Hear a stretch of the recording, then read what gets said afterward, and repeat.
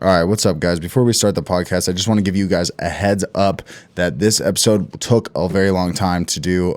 We went in depth on top 12 running backs, our top 12s. We gave our lists, and we did a little consensus between all of our lists of running backs and went through them one by one. And like I said, it ended up taking a lot longer than we were expecting. So if you are someone who has a short attention span and you can't listen to a whole podcast, or you just don't have time for the full 2-hour podcast, go ahead and go into the description down below, whether you're listening to on audio or on video. I went ahead and I put in the description, basically I timestamped everything we talked about. So if you're looking for when we talk about Todd Gurley, or we're going to talk about Kenyan Drake, or anything, fill in the blank, go ahead and look down below, and you should be able to find exactly where in the podcast we've talked about these things. Now, on YouTube, it is timestamped, so you can just click it and it will skip right ahead to that. I think you have to scroll around to it in any type of audio if you're an audio listener. So, yeah, just want to give that heads up before the podcast started, but it was a super fun one to do. We had Dre on the podcast again, and so enjoy.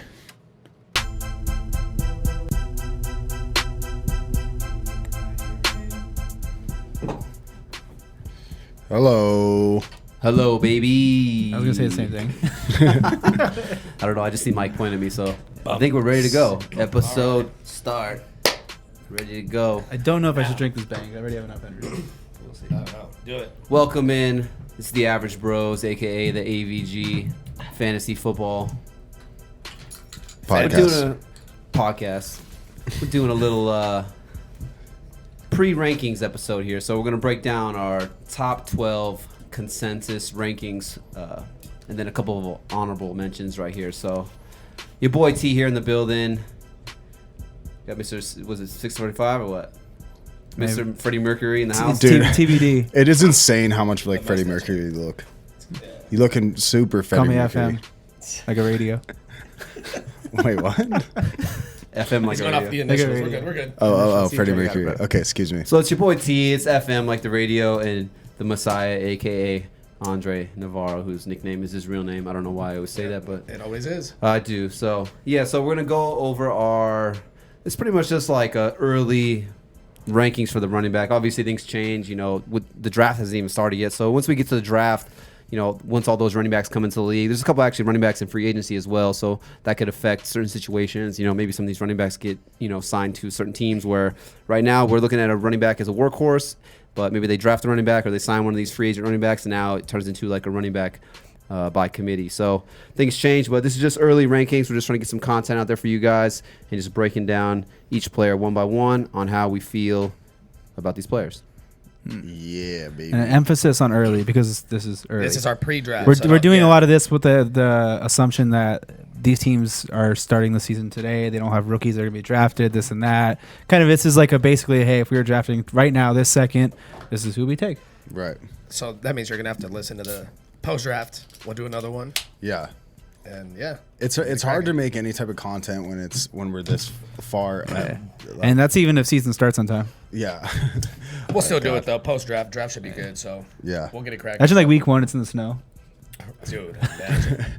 That would change a lot. It really was. Like the weather games. Those running backs that like have like those like the teams that play in like those snow stadiums. Well, they said Not non-dome stadiums. the governor of California said they might not want to have football the rest of the year. And they're saying they might use like Vegas and Arizona for like all California home teams. Like professional? Yeah. Oh. So we might have like a home game like every week, whether it's like the Cardinals or I mean like the Raiders or what is it? Niners, Chargers. That's a lot of California teams. Niners, Chargers, Rams. I doubt it, but that's what they're saying. Yeah. I mean, I fuck with it. I'm down. I'm with For it. sure. I don't have that kind of money to go, but So how did you kind of like form your list? Like what were some of the things that you took into consideration? Wait. I'm coming. I got you. Go ahead, you go first. I got to pull mine up. well, when I go, I mean, the guys had, like I say, I'm not new to this. I'm true to this, which is like the top guys. Like they've been doing it. They're not flukes. They've consistently shown they got it. Whether it's they're almost like game script proof. Like guys, whether you're winning or losing, they're gonna get the rock either way, and they're gonna do well. I did that first, and then I obviously went off like offensive coordinators, how much they like to run the ball, and then kind of just work my way down. You know, there's some young up and coming guys, but usually I like to obviously look at receiving backs. Those are obviously more coveted since our list is half point. Yeah, half point PPR. Half for the point list. PPR is the list. So obviously we're going to value guys that can come out of the backfield and catch the rock. So that's probably up there. But I mean, it's overall talent. Good offenses. Obviously, you don't want guys that that are full of team that are just going to kick field goals. So it's a combination of all, but definitely talent, workload, and if you can catch. That's what I did. For sure. What about you, Anthony? All right. I just compute numbers, basically. Yeah. I start with how He's our much. numbers guy. I am computing numbers. I start with how much are you going to touch it? Because basically, the more you touch it, the more opportunity you have. It makes basically that's common fucking sense. True in everything. Like if you have someone like Zeke who's going to touch it 370 times versus, let's just throw out a guy. Austin Ekeler is going to touch it 220. There's not even a comparison with those two. Yeah. So that's why it's like how much are you going to touch it first. That's like stage one. I try and figure out averages, mean, like Dres said, offenses. What's the scheme do? What do they normally do? I can go on about that. It gives me headaches sometimes. Second part of it would be how efficient are you? The talent part of it. You might touch it 280 times, but are you running for 3.2 yards a carry, or in Kalen Balage's case, 2.2 yards per carry? Are you are you able to do stuff? So it's like there's the talent factor and efficiency that goes into that. That's the second. Third thing I mainly look at is the offense. Like, is this a high scoring offense? Is this a low scoring offense? If you have an offense that's going to score 17 points a game, that's saying basically you have 2 touchdowns a game. And that's assuming that the running back is even scoring 1. Now, if you have someone like, let's just throw out the Saints, they're about 30 points a game year in and year out. That's 4 touchdowns a game. So that's going to factor into that part. And then you get into like stealing, floor, injury risk. There's a bunch of other factors, but that's my big 3. Big For sure. I think you guys T? What do you kind got, of touched on it. I don't want to redundancy. be redundant, but volume. The volume presents opportunity. So I'm looking for these running backs who, you want to find a true 3-down workhorse running back. Good offense, like you guys said. I feel like I'm just kind of repeating what you guys said right there. I mean, less crowded obviously, backfields. Yeah, for sure. Obviously, certain, you want to look at the coaching schemes. Each year, different coordinators. So that obviously influences. Do you go from a run-heavy offensive coordinator to a pass-heavy offensive coordinator? So just certain things like that. Those are just things I touch on right there. And I'm also a big guy where. Me, like free agency or even in trades, I feel like if you go out and get someone, I feel like you're going to get that person because you want them to be a part of your game plan. So I take that into consideration as well. Yeah. And like what he means, Tyler means with some people, like with coaching change, where if you've ever been like, why the fuck is, let's just use someone, why is he not catching the ball? Why are they not throwing the ball out of the backfield anymore? It's because you'd think it's the same team, but there's a coaching change, like a coordinator or coaching change. Like, why isn't David Johnson getting the ball? Yeah, like, why isn't David Johnson? Yeah, there you go, perfect. And it's like, well, there's some things, but like, that's probably because there was a coaching change, and that's why it is good to know these things, because it's like, you can't just assume that because he caught the ball 50 times last year, he's going to catch it 50 times again. Yeah. For sure.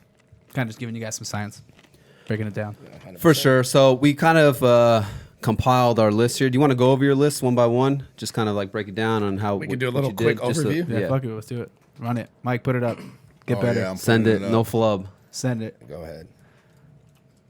By the way, if you're on the YouTube, Oh no, I have it up on my screen, but you're not gonna see it. okay, this is my let's list. go. Starting with number 17. That is I don't know if that's like All common, right. is it? At number 1, I have. I don't know. Are you gonna what put I'm it up? playing. I'm just You playing. got Saquon.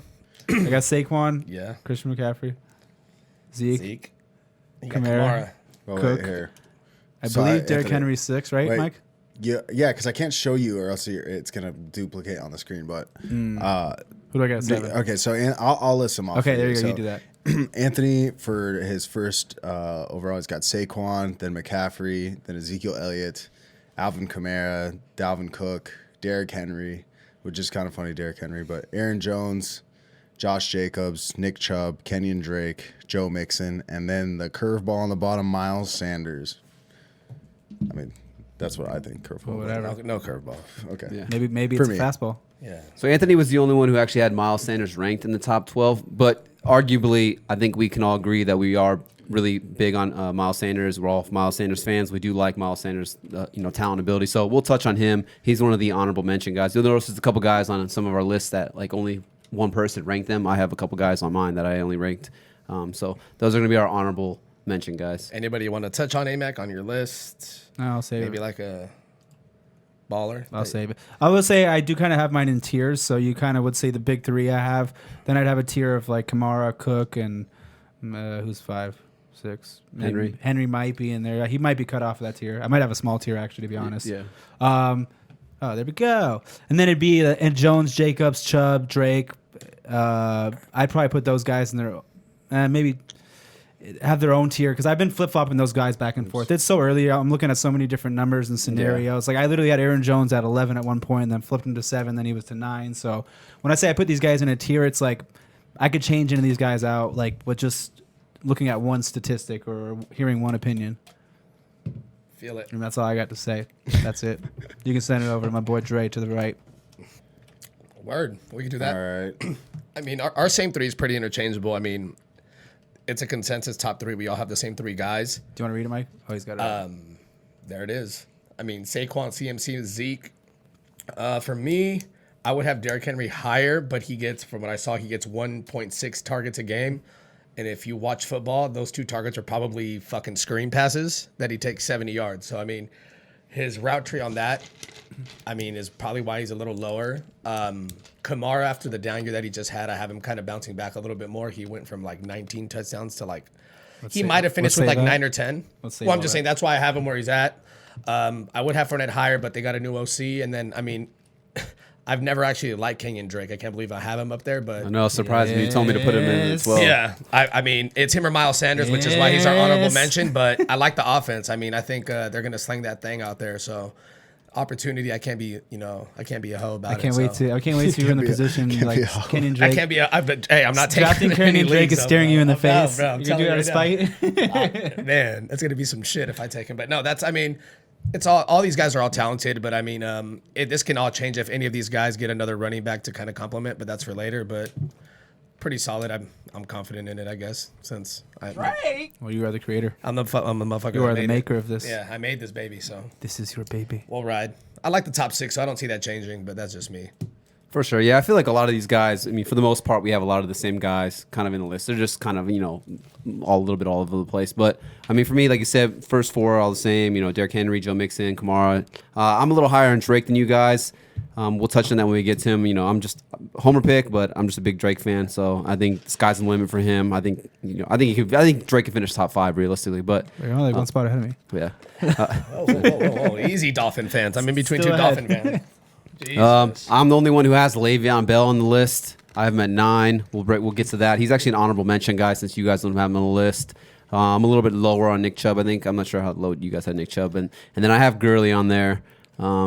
I struggled at 12 to I could have thrown Aaron Jones. I could have thrown Josh Sanders. Jacobs. A couple guys right there, but I just went with Gurley because I wanted to touch on him in sake of the podcast, and I do actually am a big fan of Gurley going forward this year. I think it's a good situation for him in Atlanta, going back home to Georgia. But he's another honorable mention guy that we'll touch on towards the end of the episode. But so we kind of just compise or whatever. Hey, make up our Compile, own. there you go, When you're in quarantine, you make up words. Yeah, bro. You guys just We're do it. ready. We're good. We got it. We just took our list. We made a consensus rankings of our 3 lists with a couple of honorable mention guys. So we're just gonna go one by one and just kind of break down why we like these guys and just kind of our 2 cents and whatnot. But so number 1 right here, we got Saquon Barkley at number 1. I have Christian McCaffery at number 1.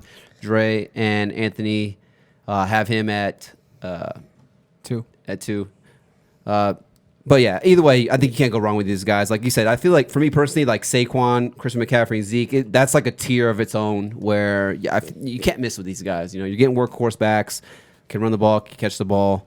They're never gonna put up dud games. I feel like for you. So yeah, I mean, I was trying to find ways to like put him out of the top 3, and it was like, I couldn't even like make up. It was like hard to make up scenarios. Yeah, it'd be like it was legit almost impossible. I mean, So they're what- going to see so many touches on our go ahead. yeah. So what was it? Because I have Christian McCaffrey at 1, and it's just because of he's coming off this crazy year where he outscored I think the next closest running back by like 50, 60 points. It was something crazy like that. That's how many more points he had than the RB2 right behind him.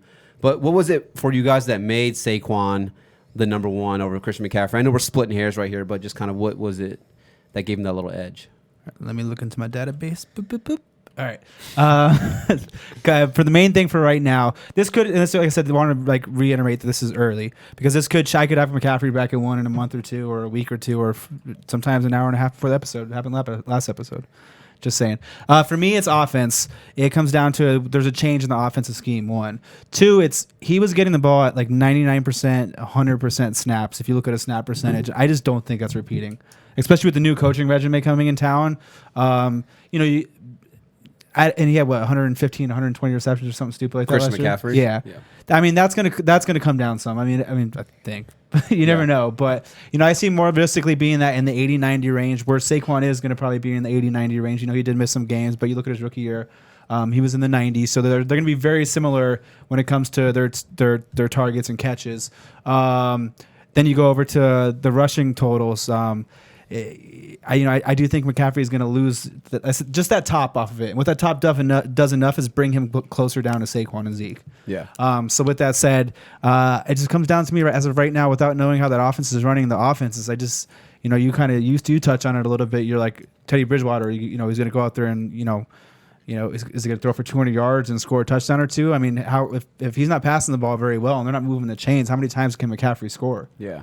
So there's a little that's like kind of like I'm picking hairs, but that's like the one thing I'm looking at. It's very, very close. Where I think Danny Jones can take a step up this year, and this offense can be a little better. Saquon has he has the ability to rush for 2,000 yards potentially. For sure, yeah. What about you? Man, so I'm more. It's gonna sound like I should have McCaffrey at 1. So I've been looking at some stuff. So McCaffrey had 8.8 targets a game. He averaged 7.2 catches. So, I mean, dude only didn't catch one pass a game. Efficient with his target. His efficiency was through the roof. So he had 116 catches. So that means he didn't catch one ball a game. You figure that's got to drop. If not, then we're all wrong. He had 1,000 receiving yards to Saquon's 440. You figure Saquon's is going to go up.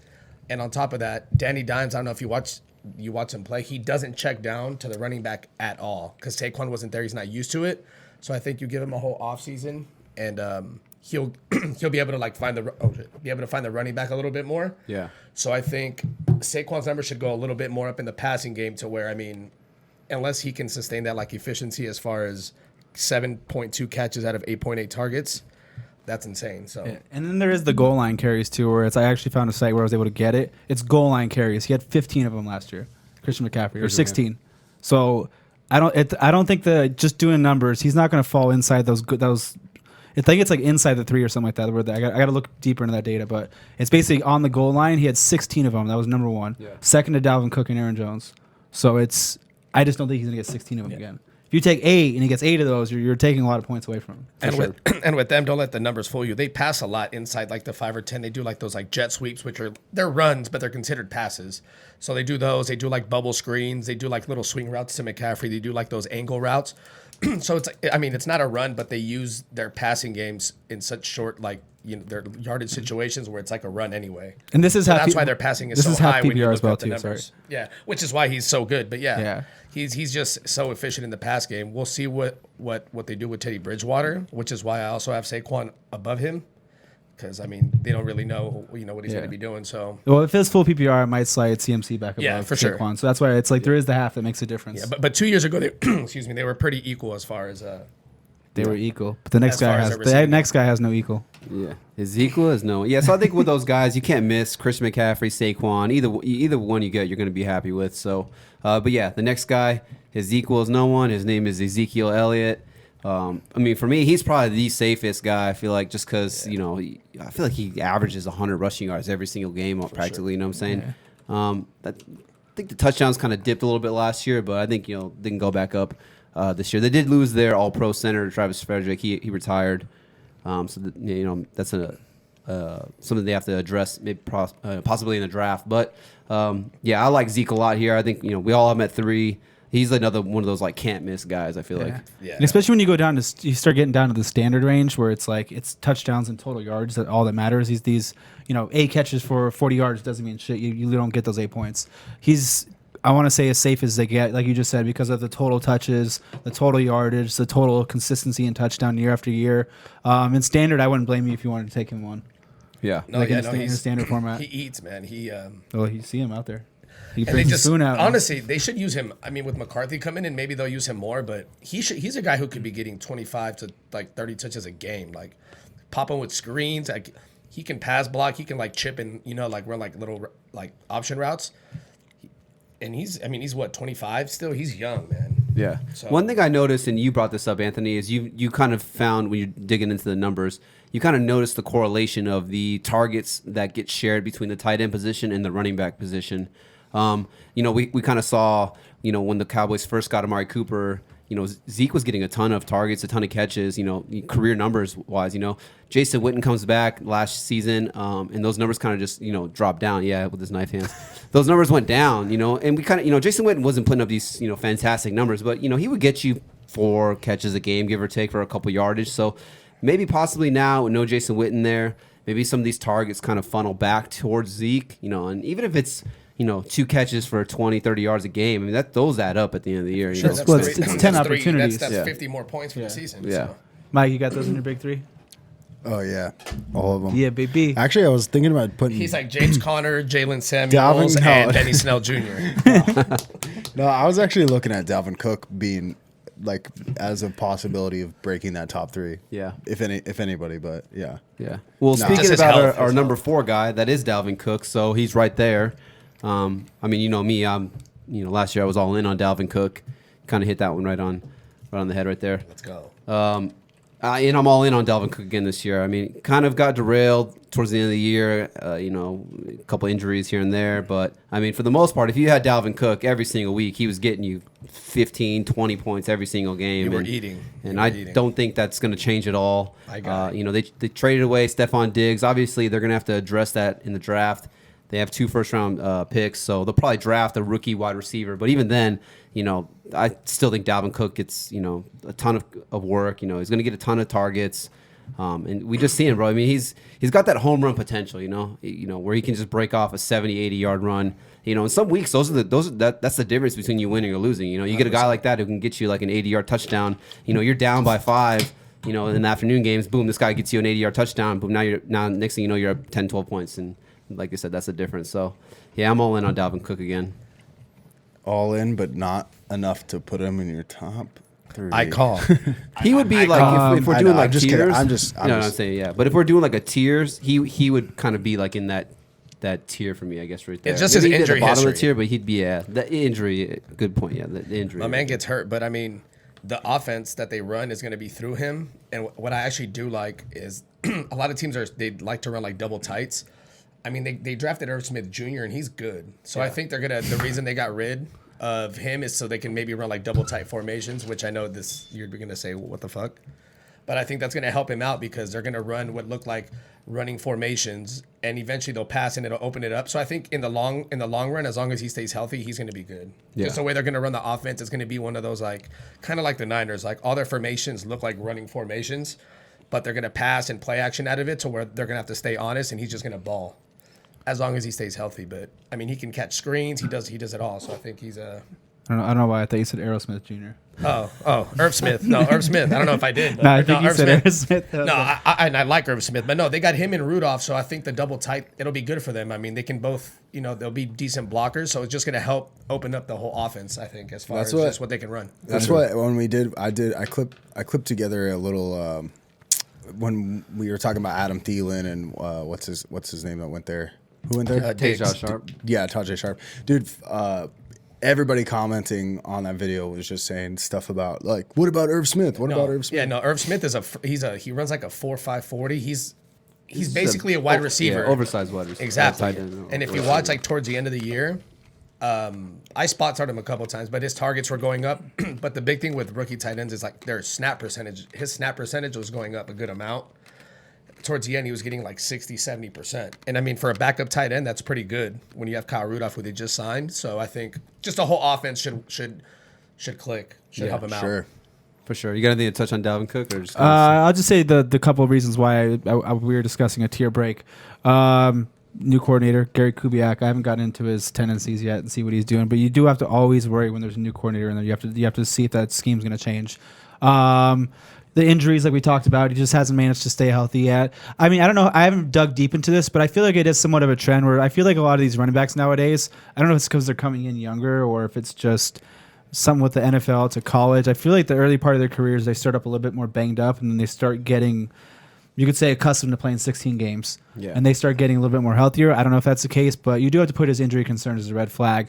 And then 3 would be, I touched on it with McCafferey. I'm going to touch on it with Cook again. He was second. I think he was second in the NFL in goal line carries at 14 or 13. I'm not sure exactly which one it was, and converted at a really high rate. Now you take some of those away, the touchdowns aren't, as high as they are. And I do kind of worry about this offense in general going forward this year.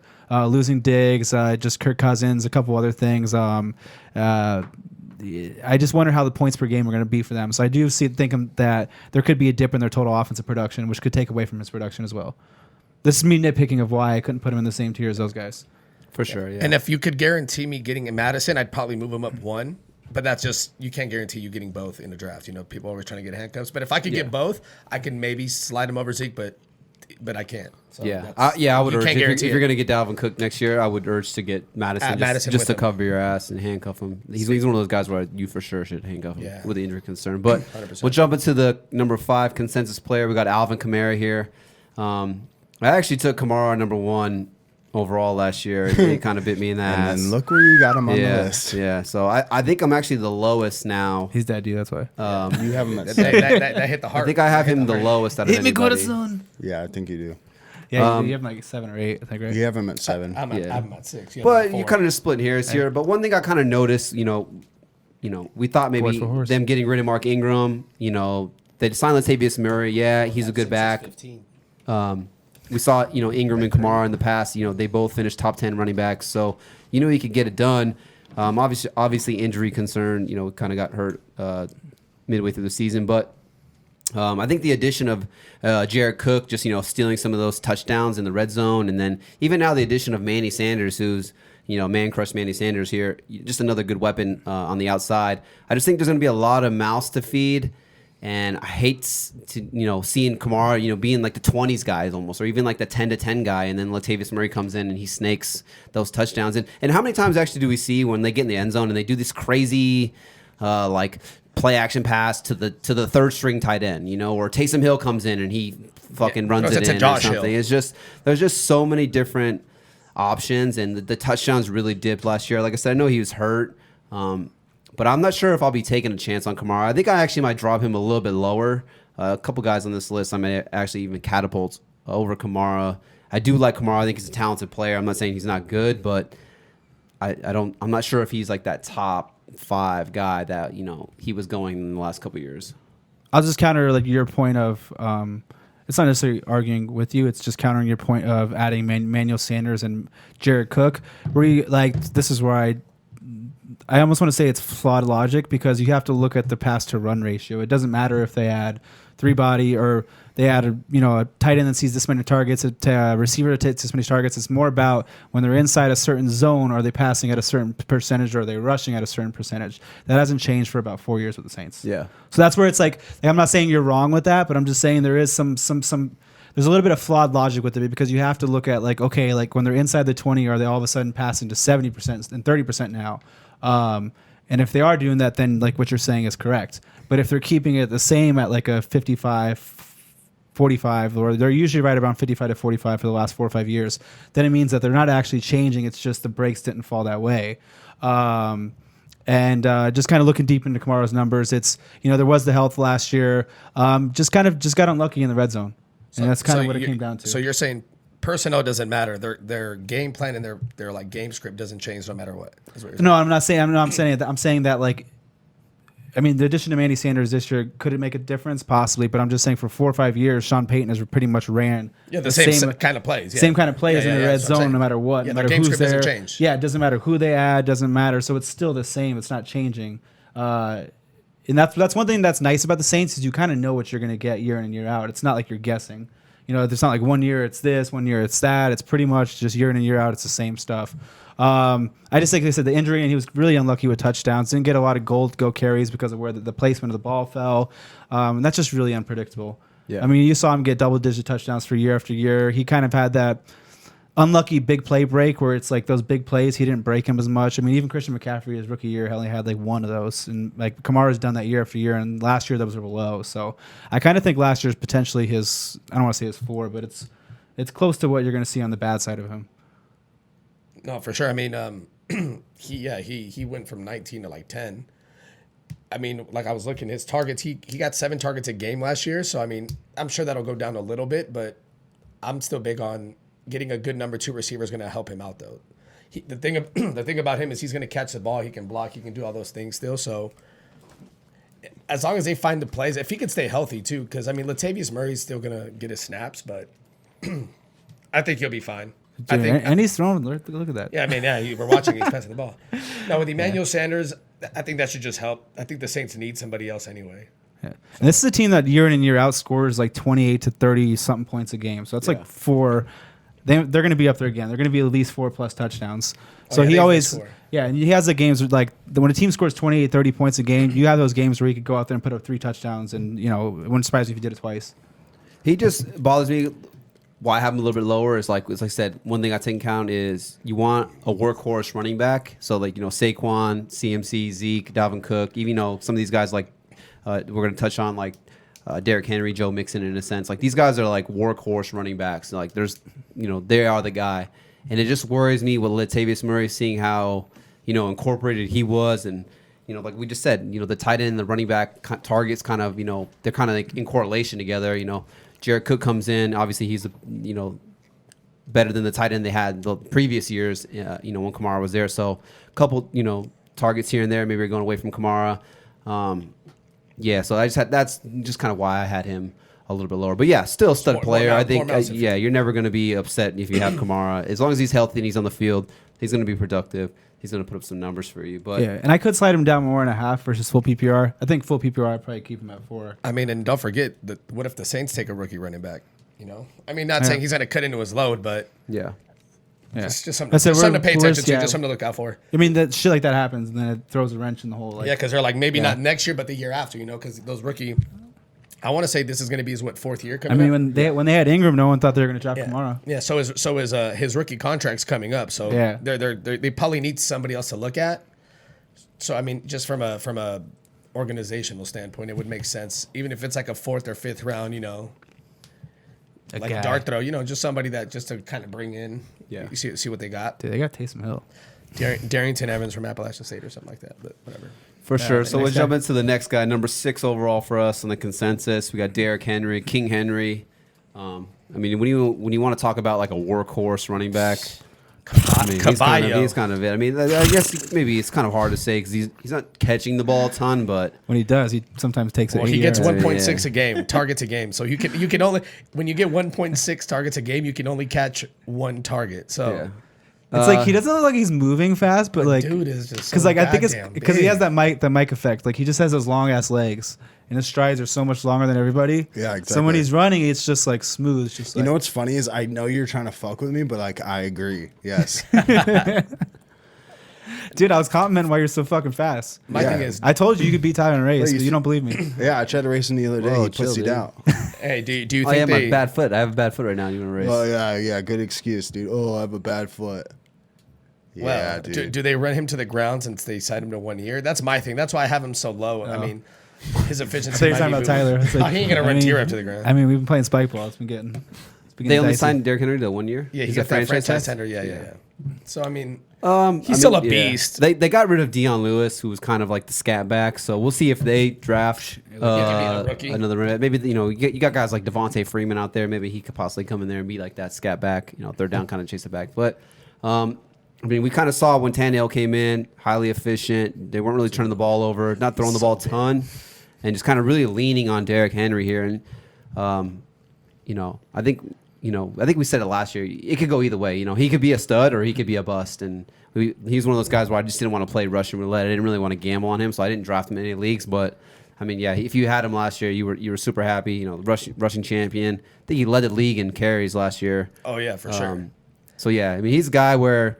I don't think that offense is going to change much, and I think it only got better once Tannehill actually stepped in. A.J. Brown's going to be, in his 2nd year.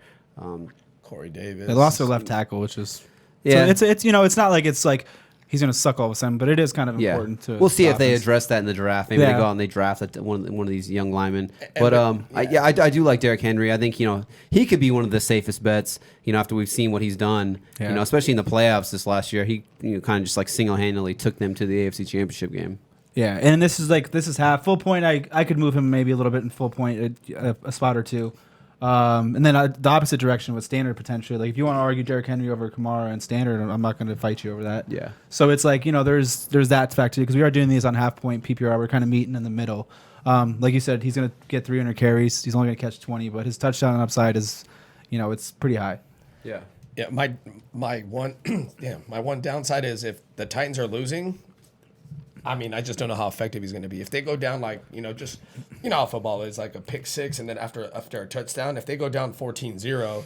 But they're like that stubborn team. They're weird. It's like even when they were losing, Yeah, like last year they were still like Derrick Henry, let's fucking go. Well, that's what I'm saying. It's one of those. It's like how good can he's like you the be? guy from what was it? Happy Gilmore. Yeah. With the nail in his head. That's fucking Derrick Henry. Just Or like if they suck next year, not saying he's not. I just don't see him being a top RB1 if the Titans aren't good. If the Titans don't make the playoffs, I don't think Derrick Henry's RB1. That's going to be my thing. Yeah, no, there definitely is some red flags. If they're not winning, why would you pass the ball if you're down 14 fucking points in the third?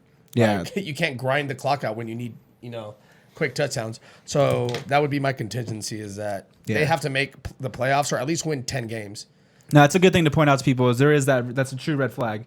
We talk about Saquon and Zeke and those three for sure. You can't really point a red flag on them like that. Even Kamara and Cook, it's like we're doing it. Because look at this right here. Like they're at 14-3. Of course they're going to run the ball. Like it's like, you know what I mean? It's game script. But that is that's a true potential red flag. So it's good to know that players have red flags because then if they bust, you're like, oh shit, I should have thought of that. Bro, they have Tannehill. You think they're going to be trailing in games?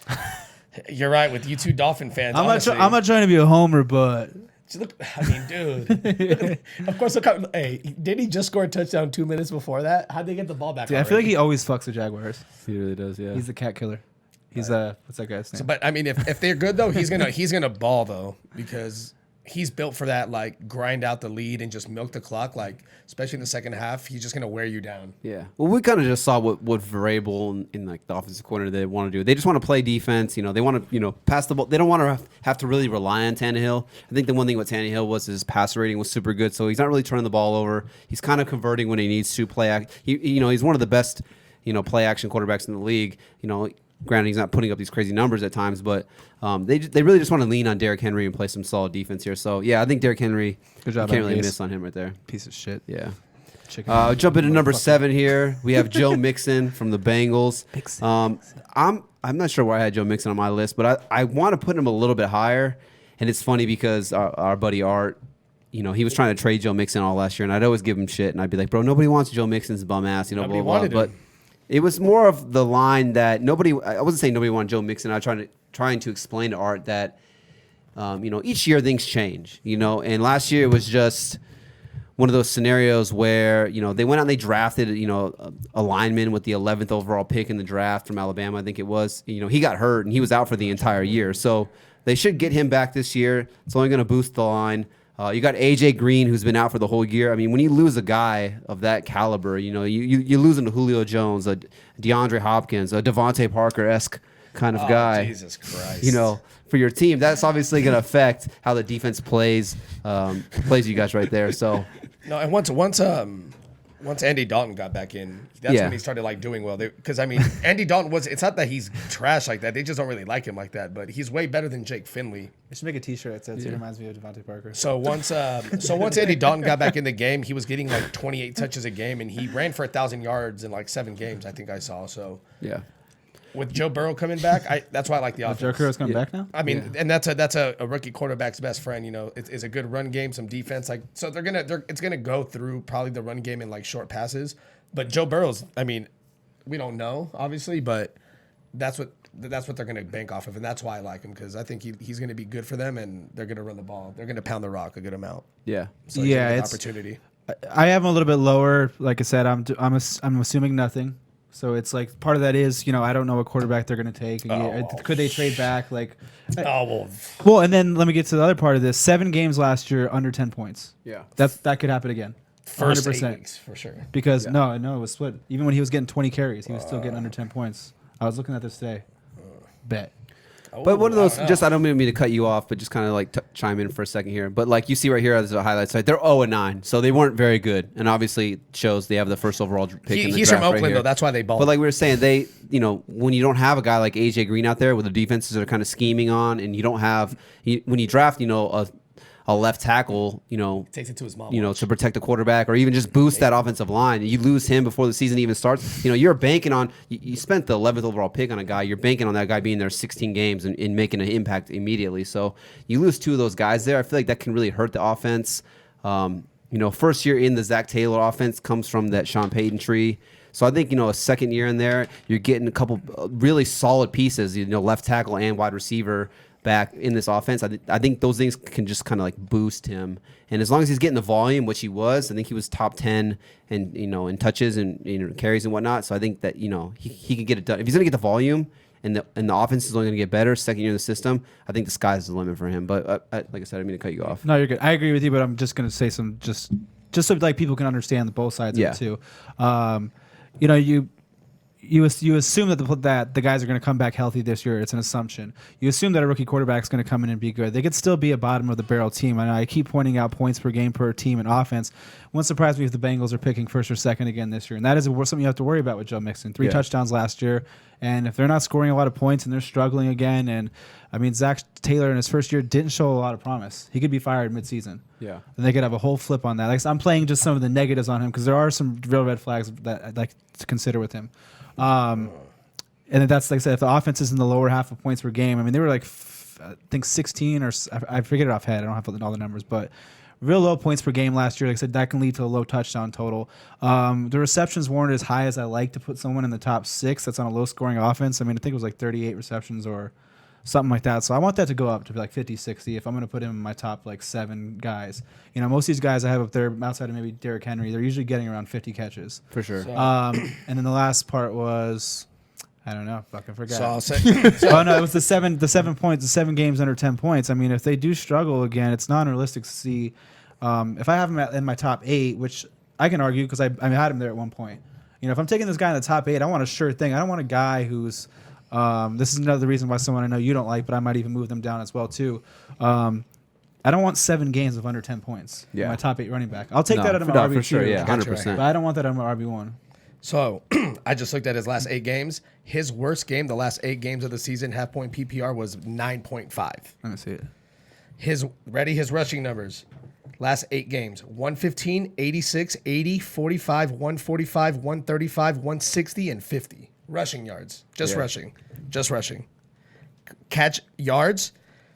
Where's the fantasy point? No, that's it. I did it in my head. What do you mean?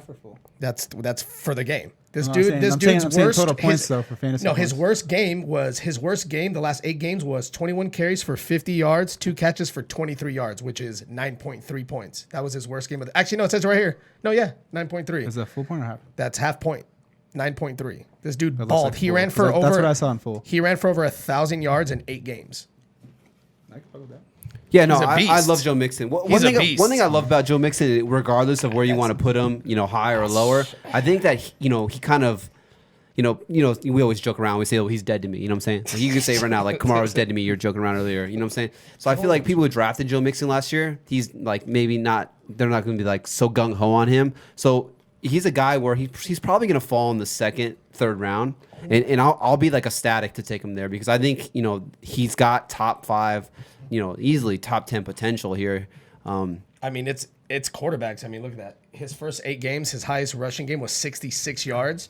They bring in Andy Dalton, and the very next game he ran for 115. Yeah.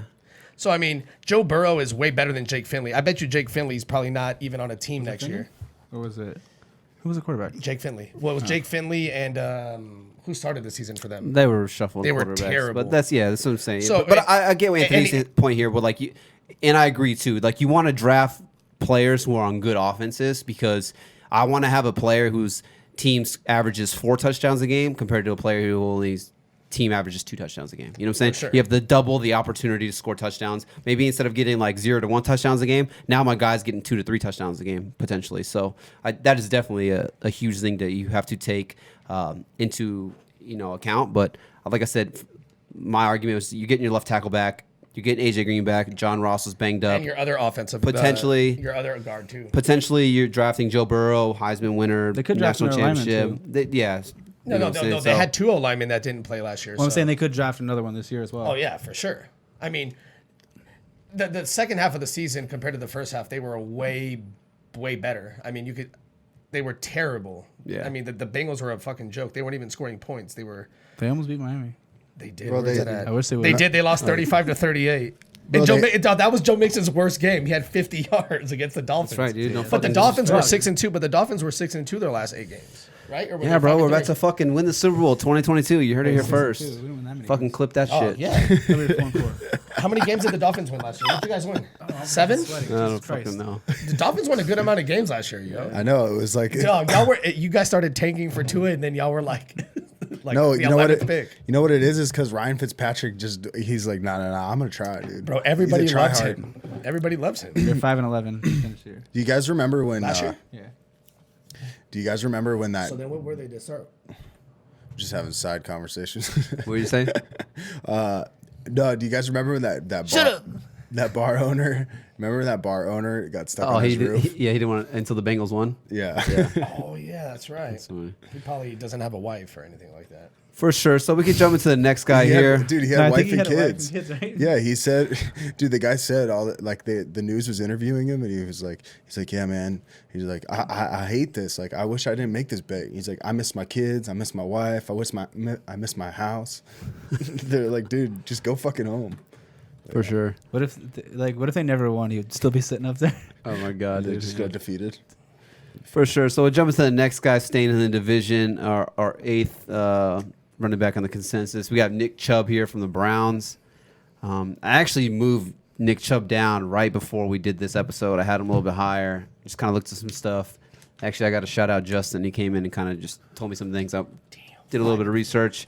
He kind of knocked Nick Chubb down. I think I have Nick Chubb at 11 actually, but Yeah, he's like 10. He's not. He's my official list is different. Where I have him 10 or 11 now too. I've been moving. Dre, you have him at 5, I believe, right? Who? Nick Chubb. I have Nick Chubb at 5 Yeah. years. So elaborate why you are so high on him. Yes, elaborate, Dre. Yeah, sure. Yes. I mean, he averaged 18 and a half carries a game, and he averaged what is it I got here? He averaged 4 targets a game. That's going to go down a little bit, but his yards per carry is 5. He averaged 5 yards per carry last year. Dude, if Derrick Henry didn't get 30 million touches a game, he would have won the rushing title, even when Kareem Hunt came in after week 10. So Kareem Hunt's more of like they scheme him open is basically what they'll do. There's a lot of times where they'll run a shotgun split set and have Chubb and Kareem Hunt. So, I mean, I don't expect Hunt to like go away, but I just still expect Chubb's production to be up there. I mean, he's still young, and like I said, he still finished that high when he split time this year. It's going to be one of those things where it's going to be like an Ingram Hunt thing where I think they're both going to be good. Yeah. I don't think he's going to kill from him. I think he's going to help him more than anything. Is my I mean, look at this, dude, just burns people. But no, I mean, either way, he's still young. I like the offense. It's all based around Baker Mayfield. If Baker Mayfield sucks again, Yeah, he's that X factor. yeah, for sure. 100%. If he sucks, then I mean, then their pass game's going to suck, and so is their run game. So if he can make that step forward, I think Kareem Hunt and Chubb can both do well. To be honest with you, He's similar, like Tyler said with Henry, which I was the same way too last year. I was like, I'd rather be wrong on this guy and not draft him than have to worry about drafting him. And I might be that with Chubb. It's so early to say, so I don't want to say official, but he might be one of those guys where I'm like, I don't give a fuck if he's the number 1 running back. Like, I'm just not gonna like really, unless he falls to a certain price that I like, I'm probably not gonna take it. Yeah. That's me early speaking. Like I said, I want to emphasize early because a lot can Yeah, change. these are early Yeah, for sure. rankings. We could so. see a big strides in Baker and the offense, and then they did just sign the left tackle. Was it Taylor Lewan, right? oh yeah, the Browns got him, huh? Jack Conklin. Jack Conklin. Yeah, they took the Titans left tackle, and then we could see them make some moves. I mean, they literally had the 2 like almost worst left tackles in the league last year. Well, the left tackle got arrested for trying to move 100 pounds of marijuana at the border. That a He's like, boy. I'm about to get cut, so Greg fuck Robinson, it. yeah. So, Hey, don't do that. You know what I mean? yeah. Yeah, dude. See, just listen to Mike. Advice from Mike. We can make a segment about it. I was close. So the Dolphins were 0-9. You guys finished 5-4. So you guys were. How do you guys go from 0-9 to 5-4? Let's not bring that up. Okay. So Whatever, you guys we're gonna be finished- bad. Yeah. No, The no, Dolphins I'm are saying gonna- no. I'm saying it's a you guys whole different finished scenario, good. But One of the games you lost because you just why you're just totally derailing what we're talking about right now. Nobody cares about the Dolphins, even me right now. And Yeah. I'm a Dolphin fan. I like the Dolphins. I'm mad about the fact that we Hey, won clip 5 that games. shit. I like the Dolphins. I like how I like Dolphins. I just don't love anytime the Tyler, Dolphins. I like the anytime Tyler Dolphins, says man. anything, he said, "Yeah, clip that shit." He's done it like 3 times during the podcast. Nobody's been paying attention. I like that. Clip that shit. Who are we talking about? Nick Chubb. Oh yeah, he went from erect to flaccid. If you look at there was a difference when Kareem Hunt came back, and Yeah, for sure. one of the worrisome parts too is the catches weren't even really there, and then when Hunt came, they were like barely there. Yeah. I don't want a running back who's going to catch maybe 18 balls, and that's what he was like on pace for with Kareem Hunt there. So that's really worrisome. Yeah. Especially not to say he can't finish 5 because he could lead the league in rushing, but I just don't.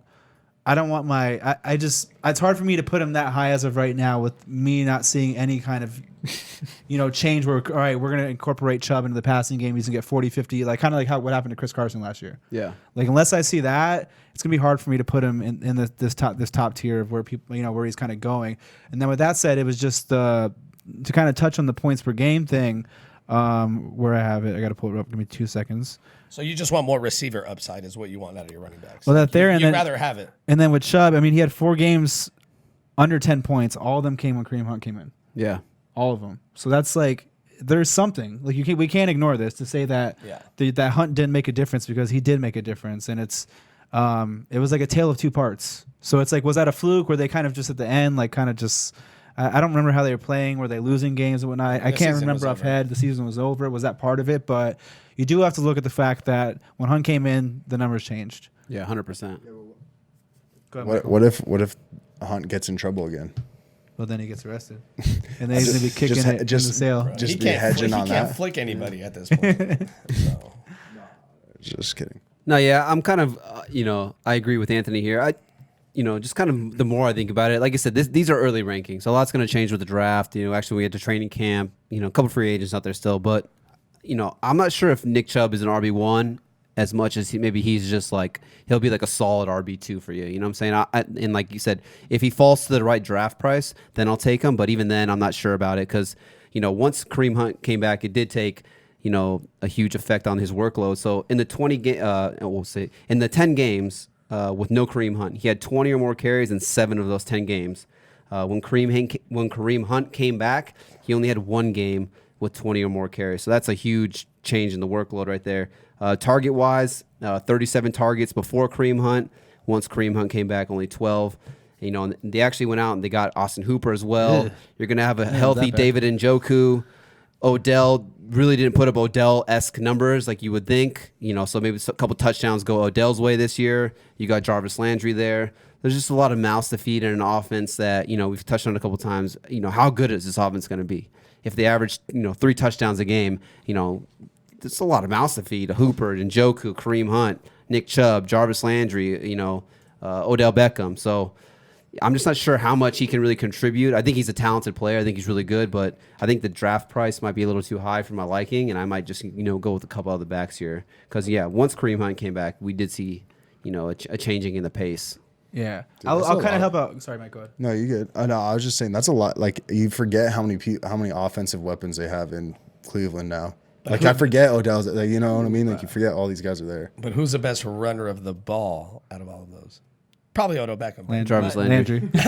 I'm not being a homer, but I would Landry. probably, of course, you 2 fucking Dolphin fans would say that. No, I would probably say OBJ, but no, if Baker can make that next jump, then the Browns are going to be bosses. Yeah. Like, I mean, how many No. plays? They're going to run 70 plays a game, at least 60 plays a game. No. Yeah, there was some. So, I mean, it's you got a lot of mouths to feed. I mean, there was David a. Njoku's done. Sorry.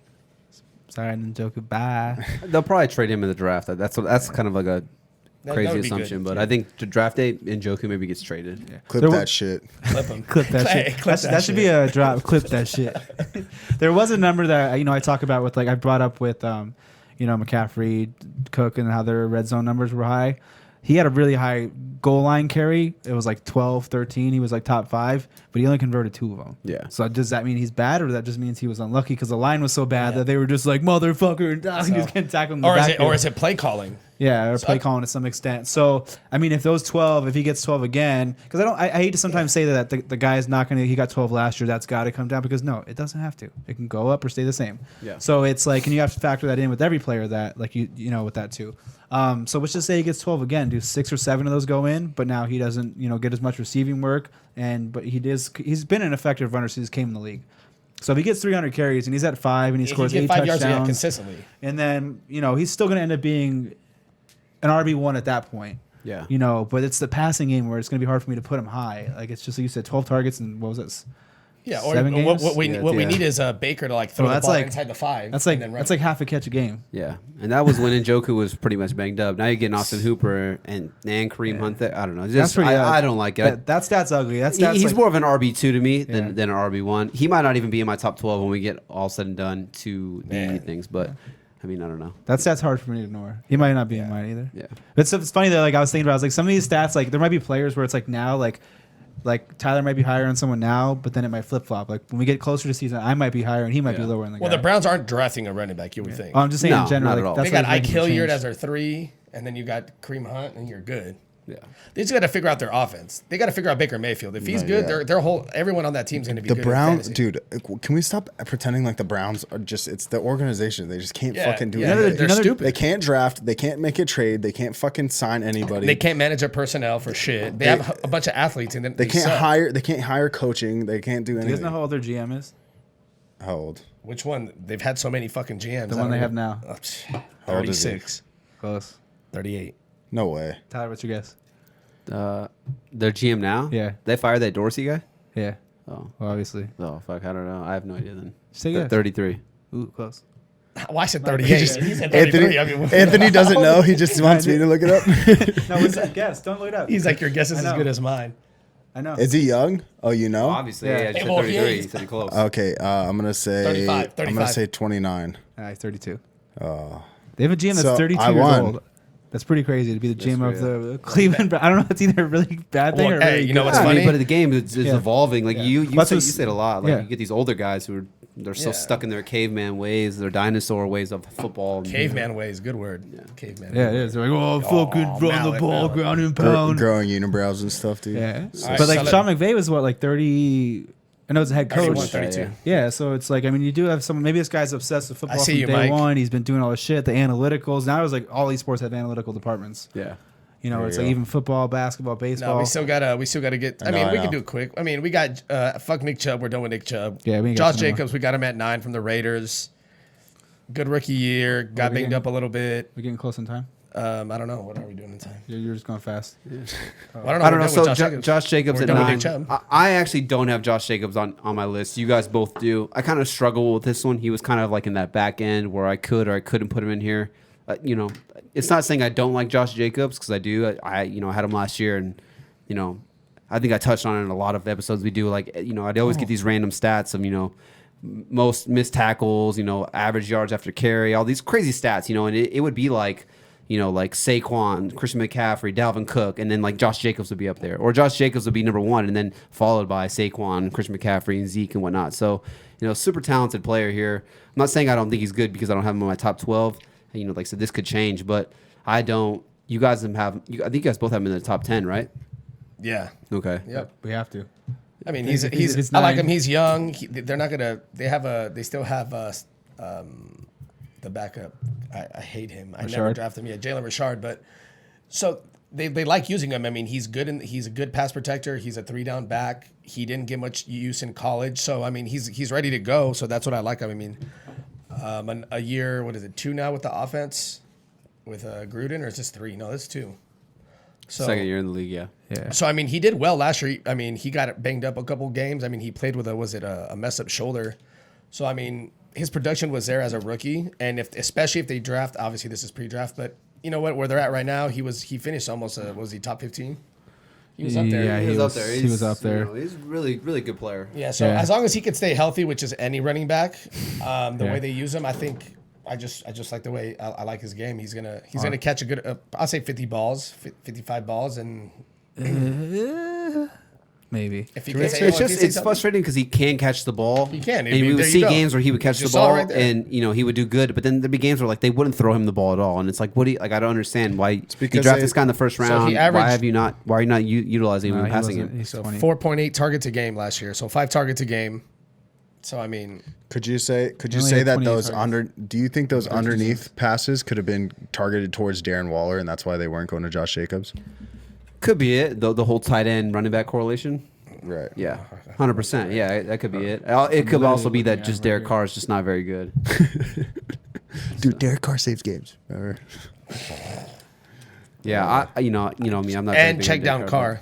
But they Bring do in have the one of the car. better offensive lines in the entire NFL, so that obviously helps your running back. Second year in the league, so he could be a guy where I easily have him in my top 10 by the end. When it's all said and done. Yeah, he's someone. It's like hard for me to give my official thoughts on him yet because it's like you said, like he can catch the ball, but why the fuck wasn't he catching the ball? It was 28 targets in 13 games, which came out to 2.1 targets. Only 20 catches last year in 13 games. So you take that at 16 game pace, it's like 27 catches. Not the best, but he did have 240 carries in 13 games. So that's a lot of carries in 13 games. I think you're going to put that at a 16 game pace of like 280. Yeah. And that's what you like to see. And he was the goal line back. My thing is if he can become a true 3-down back and he does get to, like Andre said, 40, 50 catches and he's getting 280, we have to consider him in the potential to be in that, that range of like Kamara, Derrick Henry, Mixon, like in that, in that 100%, range. yeah. But until we see it or hear of it or see anything kind of being schemed towards you, you can't just assume it. And like you said, to the point, I don't know if it's blocking issues or maybe he's a rookie and he's not good at picking up blitzes and blocks. And you can change on that because I know Aaron Jones was literally like one of the worst running backs to pass block. And then like by year 2 or 3, he was like one of the better ones. Yeah. So it's not saying you can't get better at pass protection, but that could be the sole reason of why he wasn't on the field in passing downs. Yeah. Which would change his whole his whole outlook for fantasy wise. Yeah, I like it. Like I said, he's not in my top 12 right now, but I like him. Just watching these highlights, Yeah, you're right. I'm just reassessing in my mind, thinking like, He's getting why he's is he getting not in his there? feels. He's Yeah, like, I yeah. remember getting those points, baby. I mean, Yeah. he averaged 89 rushing yards a game as a rookie, 102 yards total, like from scrimmage. I mean, that's automatically 10 points right there. You figure they're going to get better. I mean, Derek Carr's a bum, but I don't know, he's young and he's ready to ride. So that's why I like him so high. And if he didn't get hurt, he would have finished top 10, top 12 last year. Would you guys be surprised if the Raiders drafted a quarterback? No. No, Like I a think we second talked- round, like kind of like They take a project, Jordan like a Love. project guy, like late first, maybe second. Someone they might not start not the at season. all. They need to. They're obviously looking for a quarterback. That's why they The went and got Steelers Mariota. have drafted a quarterback in the past like 3 seasons. I mean, Oh that my wasn't really God. expected. Yeah. Yeah, how's that That's work what out I for them? should've Yeah, not really good. Hey, didn't they just lose the Super Bowl today? Yeah, yeah. Sorry, people are like, what the fuck is he talking about? Michael's watching the Steelers Packers like 2000 something. 2010. Super Bowl. And I was like, dude, who's winning the game? Who's winning the match, Pops? Who's in the matchbox? I just watched Zoolander last night. All right, we can get on to the next guy. Anything on Josh Jacobs? Anything else? We good? Going once. Going twice. Josh Jacobs is sold at number 9. Yeah. Next, we got. Our boy. I like how you Yes, said it. Our yes, boy, chill, dog. dude. Oh, so he's our boy now? he's our Oh, boy. Okay. that's you. Hey, I wouldn't even talk about him. This you guys. Go ahead. No, you know why? Because He kind of has your name. Drake. no, because although I'm a Steelers fan, I do like I'm from Arizona, so like I do look at the Cardinals as like kind of an NFC team. They're just like also like another team that I watch a little bit differently than I watch. Yeah. You know what I mean? So yeah, I like Kenyan Drake, who we're talking about right now. We are talking about our 10th overall consensus pick right here. Kenyan Drake. I already did it. I mean, I was looking at like just list of like expert consensus, and like we are pretty high on him. But I'm not mad. Like, I like it. Yeah. Like, I like the ranking. But I think we are kind of assuming like that this is the starting roster because if they did draft somebody, stuff could change. Or I don't know if that's where some people are, Yeah. but I mean, go ahead. I know you love Drake more. I mean, you love more than me. Technically. Yeah, I'm all in on Drake this year. But you know what kind of like really sold me on it was, you kind of mentioning, like people were taking David Johnson in the first round last year. Yeah. He wasn't really getting out of the first round. And even then, latest he was probably going was like, maybe top 15, like in that start of the second round. So Yeah. I don't understand if you're kind of just swapping out players, Drake for David Johnson. So why wouldn't you think the same, about this player being a first round caliber back when, we saw it on tape, look how good he looked on there, with that team. Hey everybody, come see how good I look. Come see how good. Look what I can do. Yeah, some people drafted him as high as 101. Yeah, clown slur. Just low key shade. Fuck that fool. I just wanted to throw my mustache out. That fucking sucks, dude. Clip that shit. Clip that shit. But no, yeah. Just the numbers for Drake. It was crazy to think because during that whole trade deadline, you were hearing rumors of like Detroit, a couple of the teams. I can't remember who it was, but. To see him go to Arizona, it was kind of like, what, Arizona? Like, they have David Johnson. I don't understand. Like, why would they trade for Drake? You know what I'm saying? But it's like, we even thought, like, okay, well, is this going to be running back by committee? Like, how's it going to get split? But, it was like the Drake show. There was like, David Johnson was just an afterthought. And we kind of saw that, be true with them shipping him off to Houston to get DeAndre Hopkins. But just some numbers on Drake. But since joining Arizona, he was on pace. He only played 8 games there. So in the 8 games with Arizona, he had 814 total yards, and he had 8 touchdowns. So he's averaging a touchdown per game. He did have that one game where he had 4 touchdowns, so that's kind of throwing the stats off a little bit. But if you threw that to a 16-game pace, he'd have 1,628 total yards. That's pretty fucking good. 16 total touchdowns and 56 receptions. Those are RB1 numbers across the board right there. I just think, getting DeAndre Hopkins is only going to help this offense. You still got Larry Legend. You still got Christian Kirk. You still got Karen's son, Andy Isabella, out there.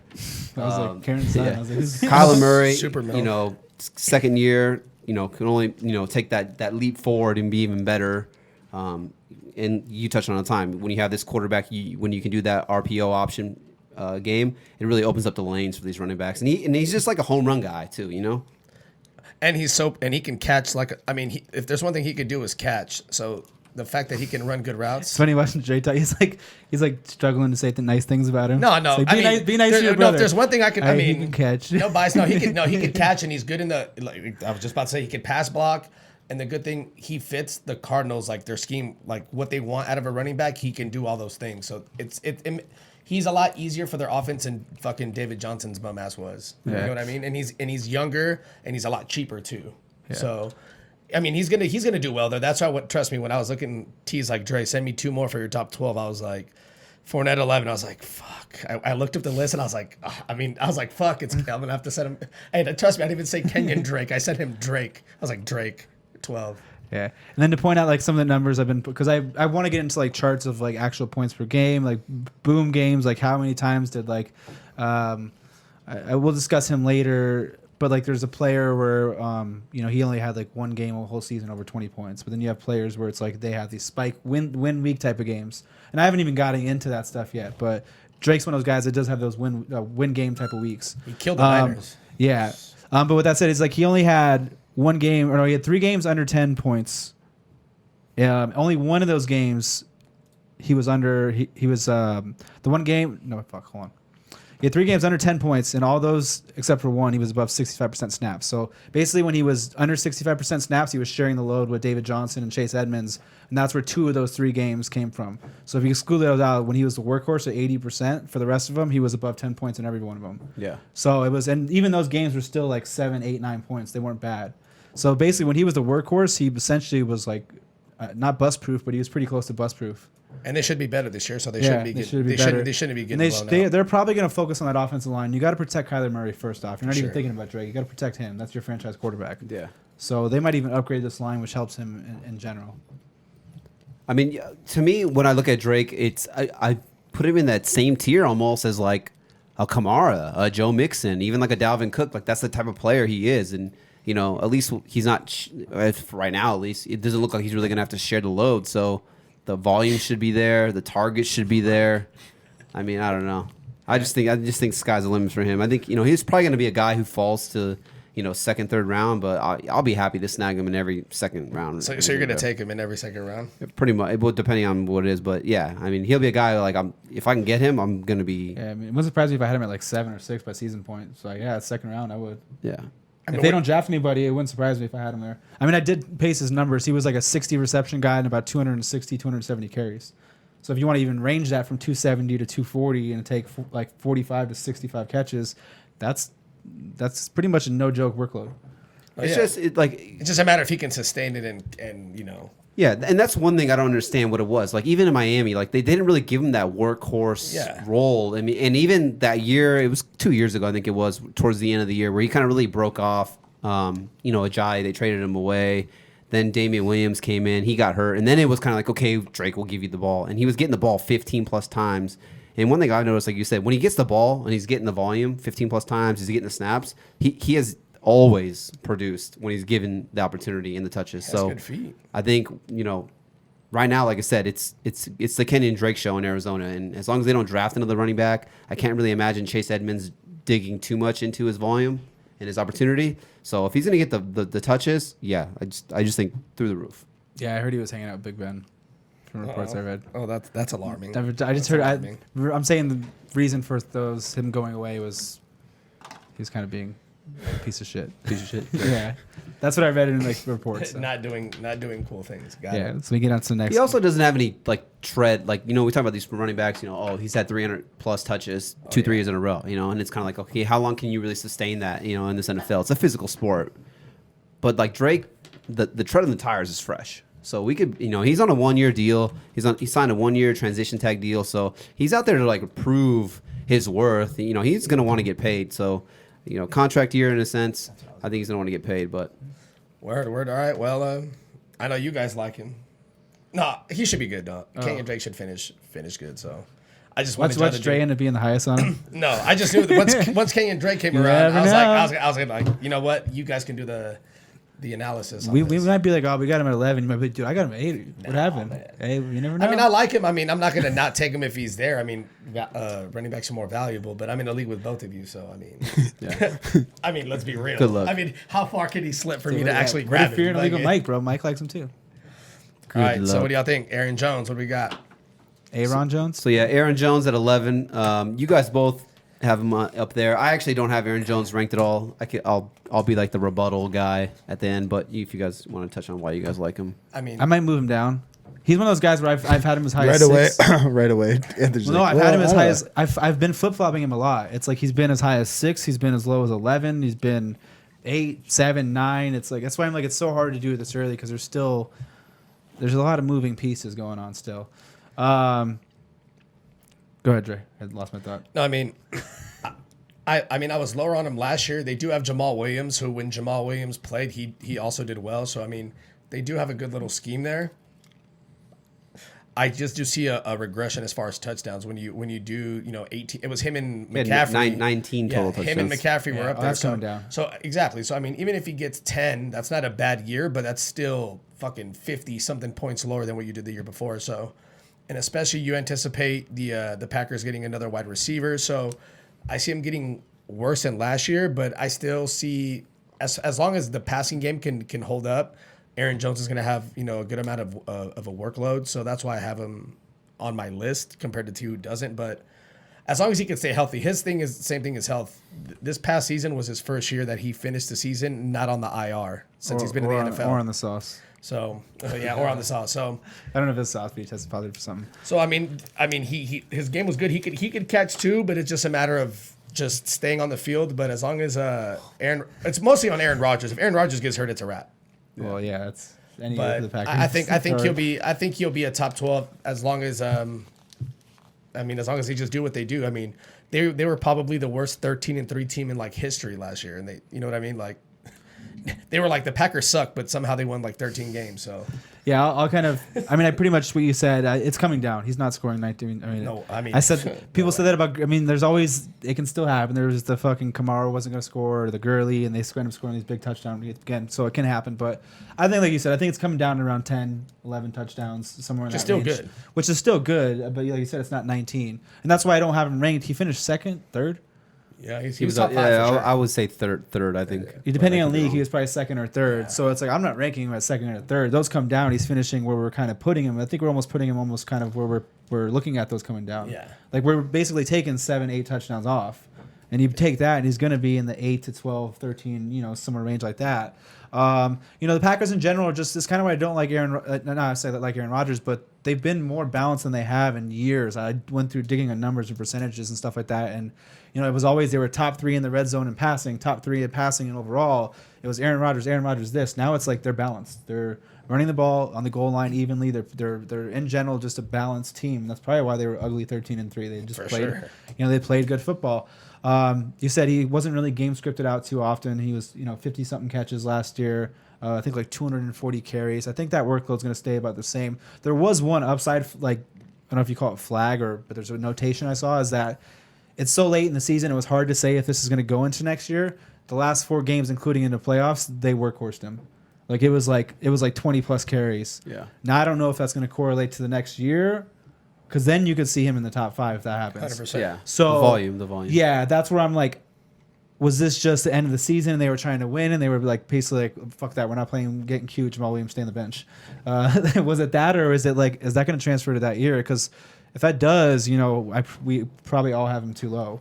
But yeah, I think, like I said, the touchdowns are coming down. I think the workload's going to stay about the same. But if it does, like I said, there's that upside built in there. And I just, I don't know. I just think tied to Aaron Rodgers, it's hard for him to be a true bust unless he scores like 4 touchdowns. No, for sure. I don't think that's going to happen. But yeah, just they're just kind of too good of an offense in general. Yeah. This game makes me sick watching this game. Yeah. Pick a different game. Go ahead, Chin. I don't know. For me, I have so much I could say on him. Do it. I mean, I just feel like, okay, so last year he finished I think it was like RB3, give or take around there. So I feel like last year was his ceiling. And then for me, Aaron Jones was kind of like an RB2 who hit that RB1 potential for you, but I don't think he could sustain it. And like we keep touching about how like, okay, like, yeah, this is early rankings. Like these guys could shuffle around. I just find it's so hard for me. I don't know if I can even have Aaron Jones in my top 12, even, when the rankings are all said and done. Just some numbers on him right here. The guy who you want to be, we keep talking about like volume, opportunity. You want a workhorse back. He only got 62% of the total touches. So, I mean, that's not terrible, but that's not great compared to some of these other running backs. Jamal Williams wasn't going away anywhere, 32% of the touches. And, we'd actually touch on Jamal Williams a lot of times in the waiver wire episodes. He was a pretty solid RB2 flex guy for you if you picked up Jamal Williams, especially in PPR leagues. He was getting you like 10-plus points every single week, it seemed like. But just some numbers on Aaron Jones: 10th in total touches, 15th in rush attempts, 11th in targets. So, I mean, in terms of, when we're talking about volume and whatnot, he's kind of in that bottom of the barrel right there. So, I mean, I guess we have him consensus 11 ranked. So he's kind of in that area. But even then, last year, 19 touchdowns. I don't, you guys said too, I don't think he's going to sustain that. There's obviously going to be some regression there. I mean, we saw Davante Adams miss a handful of games. So I think, when Davante Adams is there, I think he's what the offense moves through. And, we would see Davante Adams get 12, 13 touchdowns every single year, only 5 touchdowns last year. And then, dude, I just have so much. I don't know. I'm just not that big on him. But, I mean, I could be 100% wrong when it comes to this. Obviously, they'll draft another receiver most likely, too. So, and then just, yeah, like I said, he kind of, I feel like he hit his ceiling last year. Doing as good, 19 touchdowns, doing as good as he did. But, he only had 1,084 yards. You would think, if hitting his like ceiling, hitting, his peak, that he would have more rushing yards than that, and he barely eclipsed 1,000 rushing yards. But I don't know. I'm like the biased one on Aaron Jones out of us right now. Oh, so I was looking at how many yards. I thought he had a little bit more. No, I mean, I agree because, I mean, we were just watching the game. He had a couple games where he murdered. Like, against the Cowboys, he ran for 4 touchdowns. If you take away the Cowboys 4-touchdown game and the game against the Chiefs where he had, 200 yards and 3 touchdowns, I mean, if you were looking to, find holes, like you're saying, T, if you take away those 2 games, he was a lot worse off than what the numbers would show. But, I mean, he did have those games, and if you have him, you'll take it. So, I mean, it's... I mean, he's always been a big play player. Ever since he came in the league, he was actually, on a per-touch basis. Alvin Kamara was the most efficient back for, 2 years straight, or close to. It was, Kenyan Drake was 3rd, but you want to know who was ahead of him? It was Aaron Jones in a couple, 1 or 2 of those years. Yeah. He's one of those highly efficient backs. And that's why he doesn't necessarily need 300 carries. He's been doing it for almost 3 years now with the efficiency. It's funny because it's there's someone you're really big on, but there's someone you're really down on. And if I pull the players apart and do one of those black screen things, Like player A, player B, he is legitimately like, as far as juke rate, elusiveness, big play, he's Dalvin Cook. Yeah. Just a little bit less touches. There is pretty much almost no difference as far as red zone efficiency, as far as like big play ability, juke rate, elusiveness. Like I found this website called Player Profiler. It's pretty cool. They can show you a lot of these numbers. If anyone else wants to look, go ahead. But like they're like the same player. It's like it's kind of crazy looking at these two. I'm like. Literally, I'm like, if I just did the black screen, just put player A, player B, and they'd be like you wouldn't be able to tell who's who, and you could it's like they're just so close in everything they do. As I was talking like, goal to goal carries, like conversions, catching percentages, big plays. It's just kind of crazy looking at the two of them. Yeah. That's why it's kind of hard for me to move him down too low. That's why I was like, because I was starting to like, that's why I had him at 11, and then I was looking at that, and I was like, dude, it's just like. He kind of is Dalvin Cook without a few more touches. And if that's thing, like I said, where they did workhorse him, I was like, if they give him 260 and 60, he's going to be a top 8 back. Yeah. So that's why I was having a hard time pulling him down where I had him at 11. Yeah. That's why I moved him back up. Yeah. I mean, you just heard me all the things negative I said about Aaron Jones, but I can say one positive thing is that I just saw a stat before we even got on here, but in terms of like yards per carry gained on runs inside the tackles, he was number 1 overall. So he, and that's including everybody. That's including Zeke, Dalvin Cook, Kamara, Derrick Henry, Saquon, all those guys. So Aaron Jones was number 1 in terms of yards per carry between the tackles. So clip that shit. Clip that shit. Yeah, well, let me say a negative on him too, because I do have negative on him too. He went to fucking UTEP. Fuck them, they suck. Chill, fam, dog. I'm a UTEP alumni. Oh, chill. Sorry, Texas. Come out there. He did have 5 games under 10 points, so there was a little bit of boom bust variance with him as well. So I will say that. And a couple of those were low. They were like 4. Was that fluky?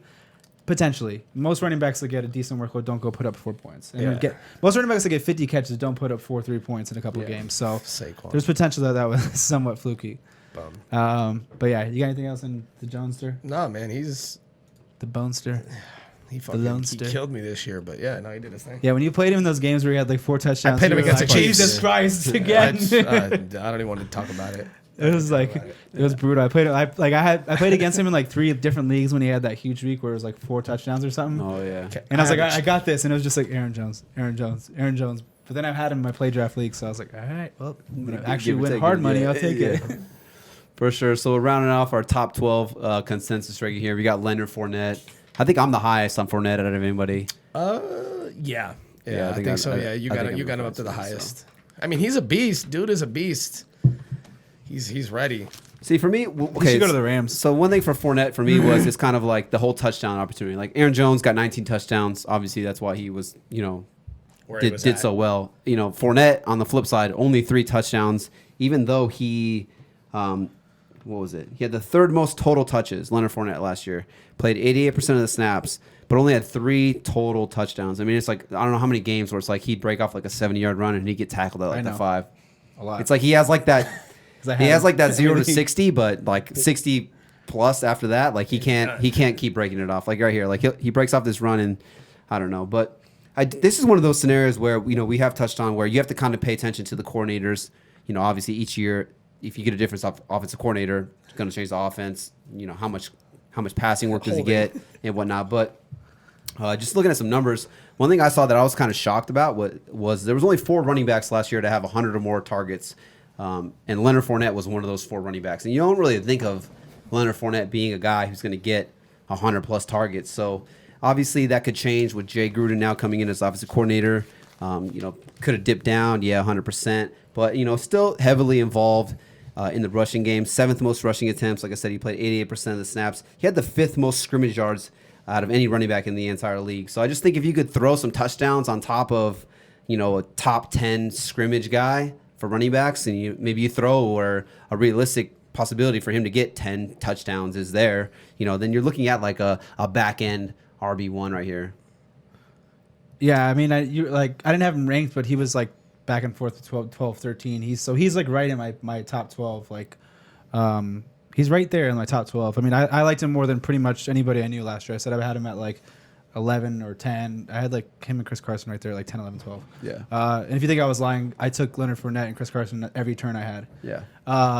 So it was like I liked him a lot last year. With that said, kind of it's like I agree with you. The touchdowns are going to go up. I doubt he scores 3 touchdowns. Granted, I don't know how good that offense is going to be next year. take that into account. I think it could be subpar or below subpar, but those are going to go up. But what I think is going to come down is the touches and the scrimmage yards due to the amount of touches. It was, as someone who had Leonard Fournette and was like really high on him, I literally watched borderline every snap I could of him. It was pretty painful watching him in the passing game. He wasn't good. It was like, yeah, he caught 70 balls, but I mean, if you throw me on 100 routes, I'm going to catch 60 balls. Yeah. So it's like, it just wasn't efficient. Even if they don't draft anybody, which, because I'm playing that into this as of now, I think that he sees a diminished role in the passing game. Yeah. It goes to John Gruden. John Gruden's never really been a one guy type of back. He's always been or one back type of system guy. He's always been more of like he's had that scat back or multiple backs. I mean, this is light digging. I got to do some more into that. So I think the touchdowns come up. I think those catches go from 70 to probably 50, 40, potentially even in the 40s, like low 40s. And then the total carries come down too. I mean, he was like 90% of here. I have it right here. He was like number 2. He was like 90% of the team's snaps and running back carries, and he wasn't. There's a stat called true yards per carry, which is pretty cool. This site came out with. So basically, what they do is they take away like those 1 yard runs like this, because that's not your fault that you're getting 1 or negative yards. They take away that, and then they take away those, like, I think every running back has like 8 runs where they break like over 20 yards or something like that. They pull those. So his true yards per carry last year was like 3.8. So it was like, and I watched him a lot. There was a lot of games where he was struggling to get things going. So I think from a team perspective, they're going to have a second guy in there this year, and he's going to take some of those carries and take some of those passing work, and touchdowns are going to go up, but it's like a give or take. So that's why I think he's kind of close to where he was last year in that 9 to 13 range. So I'm not bad on him, but I'm just saying, like, I think it's and he's good, probably relatively safe. Yeah. Like that safe RB2 guy, you know. Or if you get 2 receivers and you get him as your RB1, it's like, all right, I got Leonard Fournette as my number 1 running back. So while y'all were talking, I was looking because Jay Gruden. So I looked up his running back stats since he's been coaching in 2011. His rankings overall, he has been, for rushing, he has been, man, good for him. Starting at 2011, and we'll do just yards per game per running back. He was 21st, then 18th, then 13th, then 9th, then 20th, then 6th. We're not going to count his last 3 years with the Redskins. He was 21st, 20th, and 26th. So, I mean, the Redskins didn't really run it. So his highs, it all depends on talent, but I mean, his average is like 18. I mean, 21, 20, 19, 26. In the teens. Yeah, so he's middle of the road, but I mean, Fournette is better. He likes to pass it a little bit more. But from what I look here, he likes to use his receivers. So, I mean, Fournette is still, what do we have him at, 12? Yeah. Even if he gets 80 targets next year, he's still going to be... He'll still be good. 75 targets. I don't. If he gets 100, fuck. I doubt he gets 100. Yeah, that's why we have. That's why we have him lower. But even if he gets 80, and if you would think his touchdowns are going to go up. I mean, even if he gets, I think 60, he's a double-digit touchdown guy next year. Dude, he is a beast. I don't know how he only got 3 touchdowns. Like, because he fucking does this. Yeah, right. And then he tackled. no, he doesn't. So I mean, I'll take 20 less catches and 8 more touchdowns for sure. So I mean, that's why he's one of those weird guys where like his efficiency was like. It was all fucked up because there's no good backup. Raquel Armstead literally barely played. Yeah. So for me, because I did look into the whole Jay Gruden. Obviously he's the new coordinator now in Jacksonville. So I was looking at Jay Gruden's offense and how does he incorporate? Because 100 targets is a lot. Like I said, only 4 running backs last year got 100 or more targets, and you're looking at guys like Christian McCaffery, Tariq Cohen. I think Austin Ekeler was the other one or something like that. So, you're looking at like some true receiving backs here who, when you're thinking like, okay, yeah, it makes sense those guys got 100. You're not expecting Fournette to get 100 plus targets. So I do think the targets go down. But just looking at Jay Gruden's offenses and the players he had when he was, the offensive coordinator or even the head coach, like none of those running backs come even remotely close to the talent that Leonard Fournette is. I mean, we're talking about guys like Ben Jarvis, Green Ellis, and I can't even remember half the guys. I mean, you got Adrian Peterson who's on the tail end of his career. Darius, guys can't stay healthy. I mean, we do see that he likes to incorporate Chris Thompson a ton when he was on the field as that scat back. So do they draft another running back? Does Raquel Armstead, the rookie from last year, does he get a little bit more incorporated in the passing game? I do think that, is a possibility. So that can obviously change things. But, I mean, it's almost like I have like Fournette in the same tier of Derrick Henry. Like, they're both big guys. That once they get a full head of steam, they can break off a long run. Obviously, I'm kind of joking with Fournette here that he can't, but, just big guys who are getting a ton of volume. But, it's almost like Fournette's actually going to get more passing work than Derrick Henry. So if he can get you 10, 12 touchdowns, is it crazy to think that Fournette can finish better than Derrick Henry? No. I don't Because think so that's either. like my thought process. Like I don't think Derrick so. Henry and Fournette are the same exact guys. It's just a matter of touchdowns. But one guy has more receiving upside. No, I feel I you. kind of agree with you, to be honest. I just because you're getting him at a better value, like the same guy, and then with the touchdown upside, like you can't do worse than what the touchdown 3 amount last he year. had last year. He had 3 and still finished strong. I'm Exactly. kind of with you on that. I agree. Like I like Leonard Fournette. I like him to target him as like an RB2, like with RB1 upside. For sure. For sure. I had him last year in the league. That's and probably what he'll was. be. He'll probably be like that guy where you High can get end. him at your RB2 or your And RB2. he has that, and he could end up not, He could win you amounting to games. it. Well, he could end up, like we're saying, not end up producing it or producing similar results, or like you said, having Armstead be more involved.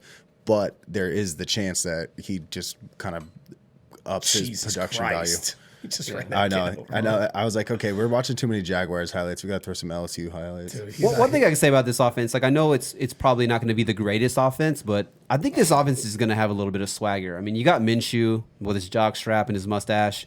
I mean, D.D. Westbrook's a good receiver, a former Biletnikoff winner. DJ Chark, we kind of saw him emerge. They got Tyler Eifert. I know he's maybe not the greatest, but a red zone weapon. He's a Gruden guy. And one thing I can say about this Jaguars team is they are not Saxonville anymore. That defense is not even remotely close to what it was a year or even 2 years ago. Their defense is going to be one of the worst defenses in the entire league. So they're going to be chasing every single game. Does that affect his value of maybe they don't use him as much, or does it sustain his target ability? Like they are chasing, so they are going to have to use him in the passing game a little bit. So that's just one thing to kind of monitor, as we go forward. I'm watching these LSU highlights. I'm about to take Fournette as my number 1. Bro, This yeah. dude's out Well, here I mean, you're shitting. also looking at him play against No, college. dude, it's great. kids and He stuff. He still got the That's why he got referee. drafted, Yeah. 5th overall, right? Dude, he's out here, yeah, dude. He trucked some kid and the dude clapped, like almost had him. Like he thought he was close. He's like, is dinner ready? I'm at the table. Oh man! All right, so Fournette 12. He's lost. Super fucking lost. No, I feel you though. He could easily finish top 10 or right around next to Henry, and for the value that you're going to get him at, I mean, it's worth it for sure to take. I like Fournette. I mean, he's one of those dudes who still I just fuck with him. Yeah, I like Fournette. He'll be one of those guys I'm trying to target on all of my teams. He's but- like the oldest looking 22-year-old ever. He does Oh, look like dude. a 40-year-old fucking. Bro, But he for looks- sure, whoever his backup is, take him too though. Him and Adrian Peterson look like they're the same guy. Dude. Well, that's not. I'm saying because they're both. He's running That's kickoff weird. back. Hey, you The man, same chill out, age. chill Man, out. the yeah, same age. Yeah, chill out, Age. Mike. Same age. All right, T, what we got next? What you They're got? both our running backs and assumptions? bald and fucking. So that was our top 12 consensus ranking. So here's a couple of honorable mention guys.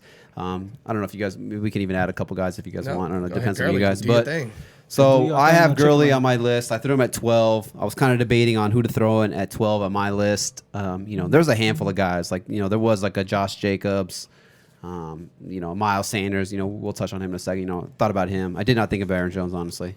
But I'm just the Aaron Jones hater on Yeah, clearly. the It's podcast. all good. But I just wanted to throw Gurley on here because I just kind of wanted to get your guys' input and just kind of, talk about him, as far as for the listeners and whatnot. But I love the situation here for Gurley. I think, he goes back home to Atlanta. He played his college in Georgia, so he's back in Atlanta, Georgia. He only signs a 1-year, $6 million deal. So he's, compared to, a year or two ago where he was, getting paid $15 million a year, he became the highest paid running back in the league. Now he's only getting paid $6 million. You got guys like Drake, for instance, getting paid more than him. So he's on a 1-year prove it deal. But he's tied to one of the most explosive offenses in the entire NFL. You got Matt Ryan, who's thrown for 300 plus yards. I think it was 11 games last year. You got Julio Jones, Calvin Ridley. They trade for Hayden Hurst. This is going to be a good offense here, and I just think that they have really no ties to Gurley. So if they, one thing last year with the Rams is that they wanted to monitor his workload. What is that called? Where they do with the NBA players, the Load management. load management. So they were like load management with him, I've but got it's some like load management built up. but it's like the Falcons have no real ties to him after this year, so there's going to be zero load management here. So if they want to feed him the ball 350 times, then and then his knees buckle at the end of the year, who cares? They're only paying him for 1 year. They're only tied to him for 1 year. So, Devontae Freeman didn't have the greatest year.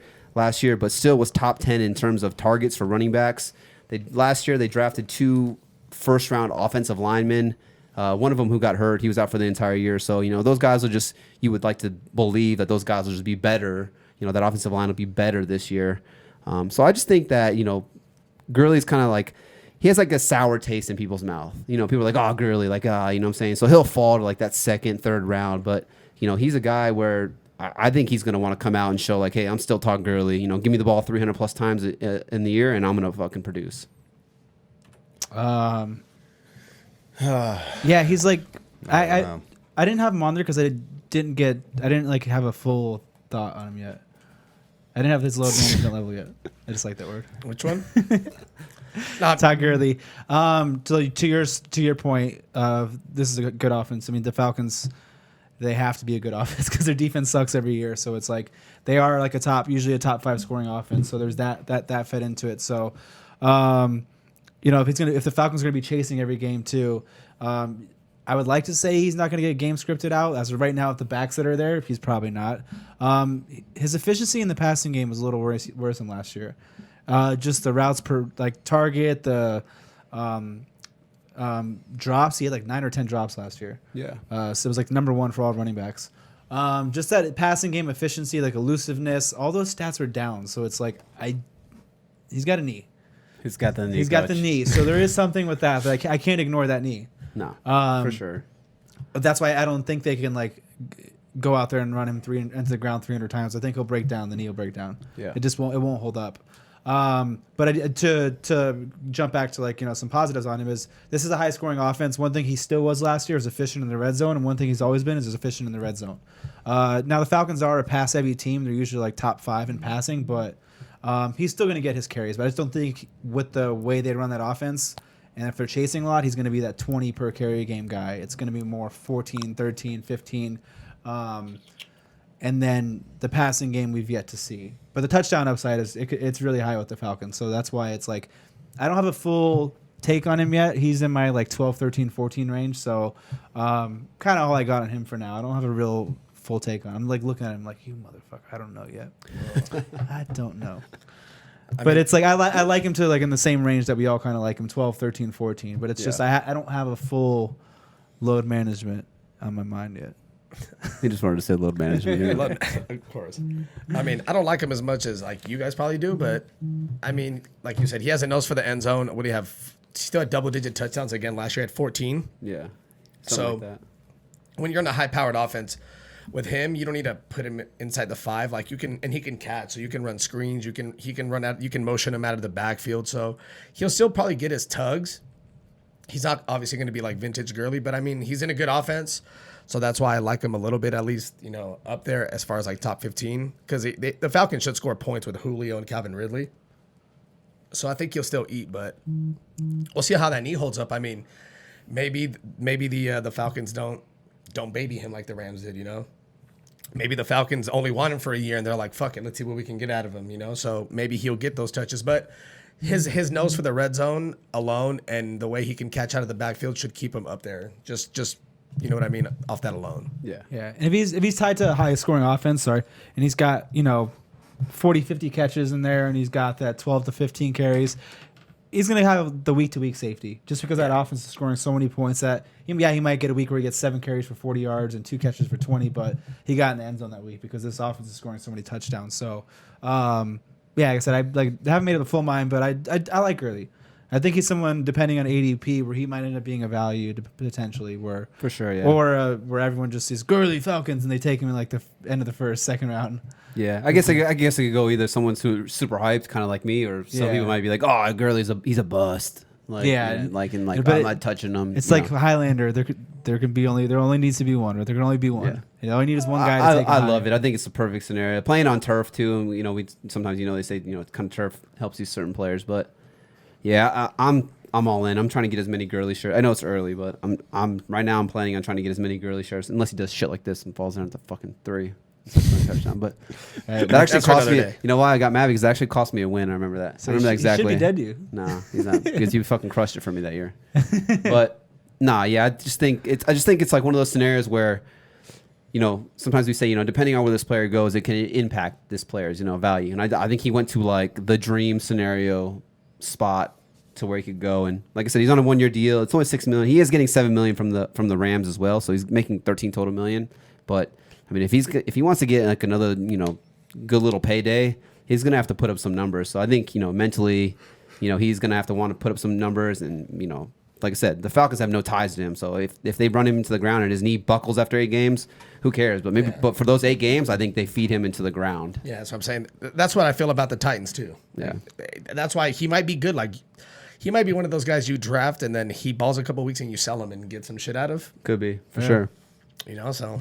Yeah. 100%. See where he falls. Next honorable mention. Yeah, so another guy who I only had ranked whose phone keeps vibrating on the table? Fucking beats me. It That's keeps my- going. I keep that's my hearing arsehole. I keep hearing it on the mic. Okay. Yeah, Sorry. so another guy who I only have ranked is Le'Veon Bell. Just another guy I kind of wanted to touch on here, but so I got some Le'Veon Bell numbers here, but pulled out the stats. pull up the stats deck. So I'm not prepared. yeah, I'm totally unprepared for this. Yeah, I wasn't ready for Get this. the bifocal. yeah. His coach hates him. That's the only set I fucking have. Yeah, I mean, I guess you could Not say the whole fucking Adam like Gase him. thing is not very good, and obviously the Jets, they weren't a very good team at all. But I mean, he had 311 total touches. That was 8th most in the entire NFL.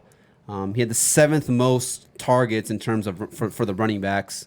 So he's highly incorporated in the offense. He's a workhorse running back. And we keep preaching on like volume and opportunity, and here it is. Here's a guy, like I said, 300 total touches. I think there was only maybe 9 or 10 running backs in the entire NFL had 300 plus total touches.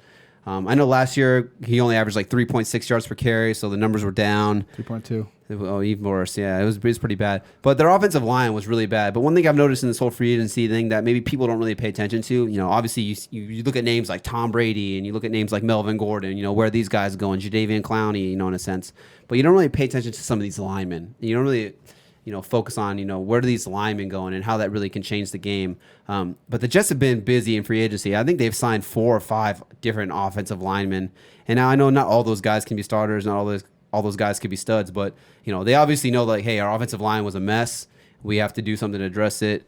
Like they went out and they got a bunch of different guys here. So I just think the opportunity for him, getting the ball so much, boosting the offensive line, 2nd year in the Adam Gase system. Sam Darnold was out for a couple weeks with the mono, so obviously Sam Darnold, just having him compared to the backup quarterback, that should help the offense. You would like to think.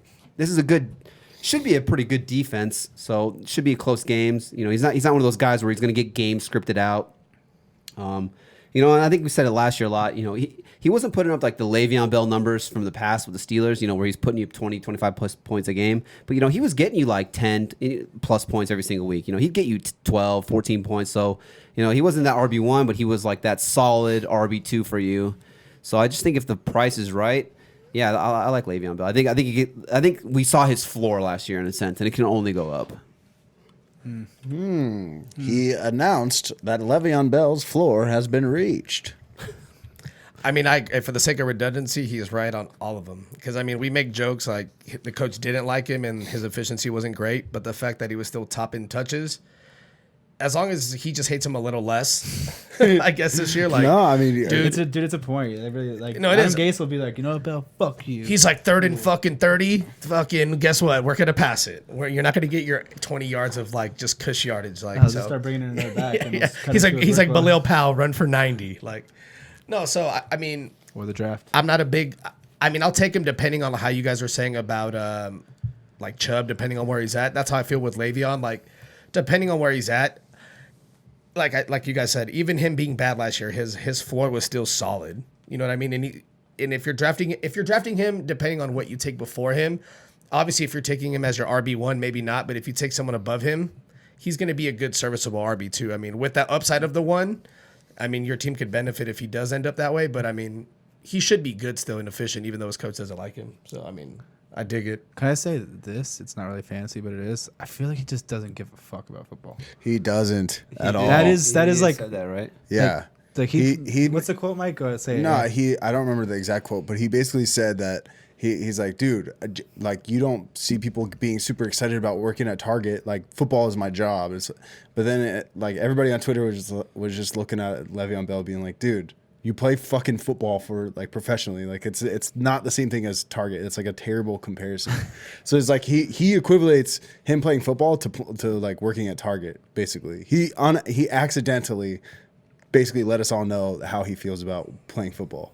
It's like working at Target. Yeah, he said it's the same thing as working at Target. So based on that, like, I think you're right, Anthony. He doesn't give a shit. He gives a about fuck. football. He did the whole that like they were like a Super Bowl potential team, and he was like holding out, and his teammates were almost like, bro, like what the fuck? Like I get paid shit. I'm blocking for you and all this stuff, and like he was just like, oh, got to get mine. Basically, I'm gonna make rap albums and get fat and suck and sit in Miami. Like legit. I love I put on we're watching for audio listeners. If you go onto YouTube, you can see what we're looking at. But I put on the Steelers highlights because it's a lot more fun to watch those than the Jets highlights. I mean, he's talented. When he wants to turn it on, you can say, he's for sure. the He's really player. I just think Le'Veon Bell is a prime example of one of those players that he has the talent and he has worked hard in the past, but like right now he just, like Anthony said, he doesn't really care. He's the player that doesn't have to go to practice as much because he just shows up and like he can play. He's the guy who doesn't warm up before the game, that kind of shit. Yeah, probably won't play in the preseason like fucking like. I honestly just don't like. It's like this is like. I will rank him at a certain position, but I probably won't draft. Like for ranking purposes, I'll rank him higher than I would actually draft him. Yeah. Like it's just that like point of he doesn't give a fuck. Like 3.2 yards per carry. I was like one of the things was like I was like how good a football shape is he going to be in? Is it going to be the same? And like it's just like I don't know. It's like almost like he looks lethargic. Like he's just like, oh, all right. Like but maybe he got his feet back under him. You know what I'm saying? And it's tough sometimes too when you're playing for these teams that are so bad. And it's like, what are you playing for on a week to week basis? Like it doesn't matter if you win, you're out of the playoffs. See, but that's like, hard. You don't even care. That's hard logic for me to get behind because it's like you could be right with some guys, but for me, I'm like I don't give a fuck if I'm 2-4 or fucking. But it's your work ethic and like that's what I'm saying. Like a guy who just doesn't give a shit. For a guy who just compared football to working at Target, obviously his work ethic. If they're not in the playoffs and they're not in playoff contention. He's obviously thinking like, I don't really give a fuck. And like I said, their offensive line wasn't very good. I'm playing devil's advocate over here. Yeah. No, like and then it comes out. I don't know if the Jets are going to be a good team. I kind of don't think they're going to be a good team again. Yeah. I think they're going to be bottom 10. I think there's potential for Gase going bye-bye. I think there's potential for the feud between Gase and Bell, and fucking Bell potentially even like might sound crazy, but fucking trade me. Like if you're gonna like not play me, fucking trade me. That type of shit. He did have 6 games under 10 points and only 1 game over 20 points all year long. So it's like he's just getting you that, like he's getting you by. He's not going to win you a game, but he's not going to be the reason you lose a game. No. Yeah. You just have to. But that's why it's like for my rankings, that's why I put the next guy higher, Miles Sanders. Like that's why I have him higher. It's like I will take Miles Sanders probably ahead of him because there is upside. The upside, yeah. Yeah. Would I rank Bell higher potentially at the end of the day? Possibly. But where am I going to actually draft him? That's kind of where I'm actually trying to do my rankings. Yeah. So what would be your like final thought to people when we're talking about Le'Veon Bell? Like we're like come see us after the draft to see if they take a receiver. Yeah, That's true. but I mean, if they take a receiver, like take a a guy- lineman, somebody to help him. I mean, Yeah. Yeah. I mean, I'm even worried that they're taking another back a little It's bit. a possibility. yeah, Yeah. for sure. So there's For sure. just Somebody that Gase likes. He's like, hey, you watch Chicken Run? Yeah. All right. No, I mean, we'll make another one like we pick you said. first. Yeah, this is so early. So I guess the last guy we just touched on would be, Miles Sanders. I think we all kind of like him. Yeah. Where are we at time-wise, bro? we're at like an hour 40. Okay. He's the last one. But I just don't We're want to go deep. too long on him. No. Yeah, But I mean, you saw there was a second half and first half of Miles Sanders, and it was like night and day. The second half, it was just he was kind of. I looked at the snap percentage, which is you don't ever see. Is it Doug Marrone and the coordinator there? What's his? I forget his name. No, Doug Peterson. Doug Peterson. Yeah. It's like I've always been saying year after year. It's like he doesn't give anyone a workhorse load. But he gave this guy a workhorse load for like a good majority of those last 8 games. It was like 85%, 84%, 69, 85. It was like, Look at that, man. and there was like something along the lines of that. And I was like, I haven't seen that with him before. So Yeah. it's the arrow was pointing towards him being the workhorse back there. And he had some pretty dominating games of like 100 plus scrimmage yards, a couple of touchdowns, 50 something catches, right, Andre? Something like that. Yep. No, you're. And that wasn't even in like a full workhorse load the whole year. Andre loves him. And actually, to give you credit, this is one of your guys. When we touched on the draft, the actual unofficial draft last season, you brought him up, and He was my number. No, and you're right. I mean, looking up to week 9, the most snap percentage he played was 54%. the first 9 weeks. And then after that bye week came, he went 85, 84, 87, 82, 71, 56, 82. Yeah, but you see, if And then he's playing he- 80+%, then he's going to be like a top 10 guy, top 12 guy. And he easily. finished that RB 14 on the season, and his rushing attempts for those games were 12, 17, 19, 20, 20, 19, 17, and 9. Those are just rushing attempts. Follow. I But like it. I fucking like it. So that would be. Those are like, all teens, though. That would be kind of your response to anybody who's because my argument to not going towards Miles Sanders is just like this drafting an Eagles backfield, someone in the 100%. Eagles backfield. Yeah. So like that's kind of like what you would say to someone is that his percentage went up towards the end of the season. Yeah, I mean, once because Jordan Howard hurt his shoulder, so he was like, it was him and remember Boston Scott. Yeah, but okay. Were the two guys. So he finished with 63 targets. He had 50 catches, which is pretty good, for 510 yards and 3 touchdowns as a rookie for receiving. And then he ran for another 818 yards on 4.5 yards a carry. I was like, oh, say less. Oh shit, you lettuce, girl. That's my shit.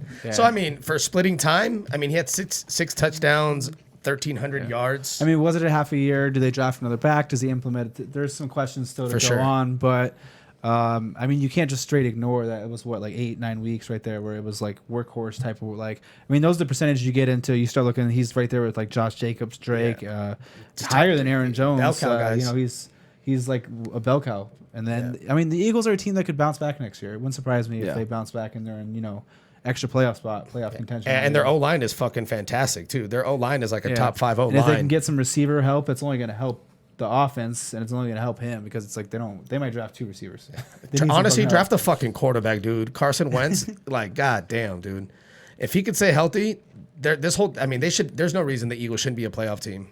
Like, It's funny because like when he first got drafted, everybody was so hyped on Carson Wentz. well, and Did you see that Eagles fan who went on Oh, bro, who went on I- a sports? dude. He started crying. He's like, "What is it going to happen for us?" Bruh, well, and think about it. They're a double tight Carson team. Wentz They got got Zach Ertz and Goddard. They can run double tight. that double tight, but I mean, and they both block. Dude, Load they should be management. killing people. They should draft a receiver and they should just murder people. Yeah, I mean, for me, I think he's one of those guys where like we talk about like a can't miss kind of guy. I think when you draft him, you're not gonna, you can't miss. Like can he give you RB1 numbers? 100%. But I think RB2 at the worst is his floor. He'll be a guy where he's a set and forget it every single week due to the circumstances of his volume and the team and whatnot. Like I said, we'll see if they draft another running back. I think all they have is him and Boston Scott right now. Yeah. So they could potentially draft a running back, but even then, I doubt that they draft a running back who's really going to eat into his playing time. Those snap percentages you said, 80+% in the majority of the games down the stretch. So, yeah, I mean, I love Miles Sanders. I feel like he's going to be one of those guys where I'm just going to go. I might end up having to go all in on because I feel like he's going to be in that draft spot where it's like, all right, am I going to wait and try and see if people don't draft him because it's not like that name, or am I just going to say fuck it, I'm going to go after him? Yeah. No, I'm not gonna keep him. I got him in like the 7th round, 8th round. Not keep worthy. Do we have any else honorable mentions? Tyler Ravelis, special teams hero. I know, Kind of I know reminds a lot me of of guys had Devontae Austin, Parker. a lot of guys had The way he Austin jumps up, he Ekeler gets right the there. balls in the air. Kind of reminds me of Devontae. Yeah, but Parker. is anyone off the top of you guys' head? You just like honorable mention you guys, early guys, you guys just kind of It's like. not my honorable mention, but it's the fucking expert. Austin Ekeler was like 11 or 12. Yeah. I mean, I'm having a hard time putting him in my top 15. No, so while we were talking, But like earlier, and then when we were just bullshitting, I was like, I had him high, and then looking at the numbers, I'm like, dude, I don't know. So I was showing T Pretty exposed. He did targets a pretty game. well. He had 8 targets a game last year, Yeah. which is the only other person. It was it was actually no, just Christian McCaffrey had more than him. So Yeah. It was the carry count that was so low. yeah, And even when you had just Justin Jackson there, and like Tyler says he thinks they're going to draft somebody, which if they do, it's like, what's he going to be? Just a receiving back? And now this also isn't a Philip Rivers led offense anymore. Yeah. Does that change? Is Philip Rivers kind of the reason for a lot of the checkdowns to Austin Ekeler? Yeah. Like you kind of pointed out with Saquon and Daniel Jones, was that part him? I mean, if he's getting 6 rushes again, and he did have some like amount of like crazy, like he would break like a 16 He's a home run guy. For yeah, sure, but he's for kind of sure. always been that, so you can't fully take that away, but that could come down a decent amount. full point PPR, it's different with him, but half and standard, I'm a little shaky on him. He'll be one of those, depending on whether if they draft the running back or not. But yeah, we saw even, in previous years when they had Melvin Gordon there, limited touches. As long as he was getting 10 plus touches a game, he was putting up points, especially in PPR. When Melvin Gordon wasn't there for the first half of the season, he was just fucking balling out. He was putting up 20, 30 points a game. But then even when Melvin Gordon came back, he was pretty solid. So obviously there's a reason why. What's kind of crazy though is like he's making pretty much Melvin Gordon money. So it's like they didn't want to pay Melvin Gordon, $10 million or whatever it was. Even whatever Melvin Gordon's getting now, I think it's like $8 million or something like that. But they felt comfortable paying Austin Ekeler, $7 million a year. So that just shows you what they think about him. And I would just assume that if you're willing to pay that guy that much money, but you weren't willing to pay Melvin Gordon any money, like you're obviously going to incorporate Austin Ekeler into your offense, and he's going to be like a center point for sure for them. So he'll probably be like at least solid RB2. Maybe not top 10 because I've seen him. I think it was Matthew Berry had him in his top 10 already. So I thought that was kind of high. Yeah, no, he's one of those guys where there's always going to be those doubters like, I don't know about Austin Ekeler, and then it's like I'll see it I'll believe it when I see it type of thing. Yeah, but he balled, man. A lot of people were trading him for Saquon last year. I was in a couple of leagues where people were like adding him in like a Saquon trade, and if you did, you're winning. Yeah, because winning. That's what I should add in there. Anybody else? Mike, you got anybody you like? Seriously? No. I mean, Marlon's Max, someone I could see sneaking up there. Yeah, that's a good one. Yeah, as long as he can stay healthy, the amount of volume Marlon Mack gets behind the solid offensive line. Chris Carson. I'm a Mark Ingram guy. He's getting over 30, so that's going to be tough. With Lamar Jackson. Yeah. Ingram's another guy I was looking at. Because he's more touchdown dependent. He's one of those guys where they can get inside the 5, and he's going to – the thing about him is the RPO. If they just RPO it, it's just a Lamar Jackson effect. It's pretty hard for it to stop. 100%. Yeah, no, there's definitely some guys. Like I said, this is early rankings. Some of these guys could fall down, fall up. Some of these guys could fall way down. Some guys can move way up. So there's definitely a lot moving with this when it comes to the early rankings. Early.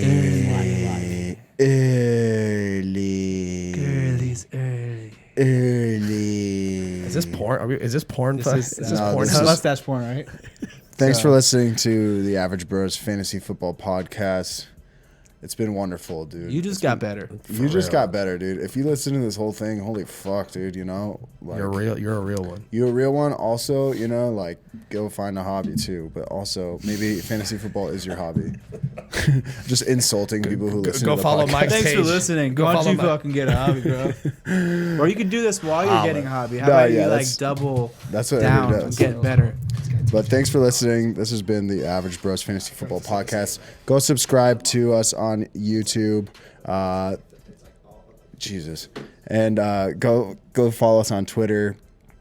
No, it's okay. I muted his mic over here too because I knew he was doing that. Follow us on Twitter. I give updates like when we're going to go live. If you have any questions, stuff like that on there. That's good for Twitter, Instagram.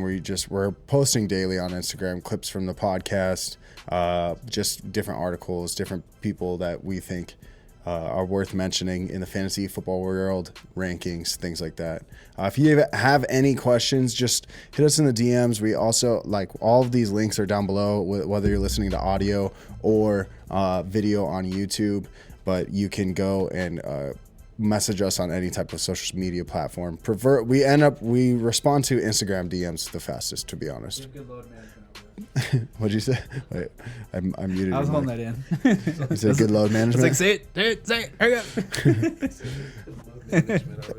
But yeah, so if you follow us on any of those social media platforms, we will get back to you as soon as we see it. But Instagram's the fastest. So we also have an email. So if business inquiries, that's all down below. All these things are down below. That's it. That's all we got. Low-key, Tapatio, if you want to Spanish us, sponsor us with these mustaches. Spanish us if you want to Spanish us and sponsor us. Wait, say that. That's what happens when you're in quarantine. Load management. God, I wish some girl would Spanish me right now. Oh yeah, that's hot, dude. Dude, clip that shit. I'll Tapatio, a Spanish bitch. I fucking stuttered so I would have said that. All right, boys.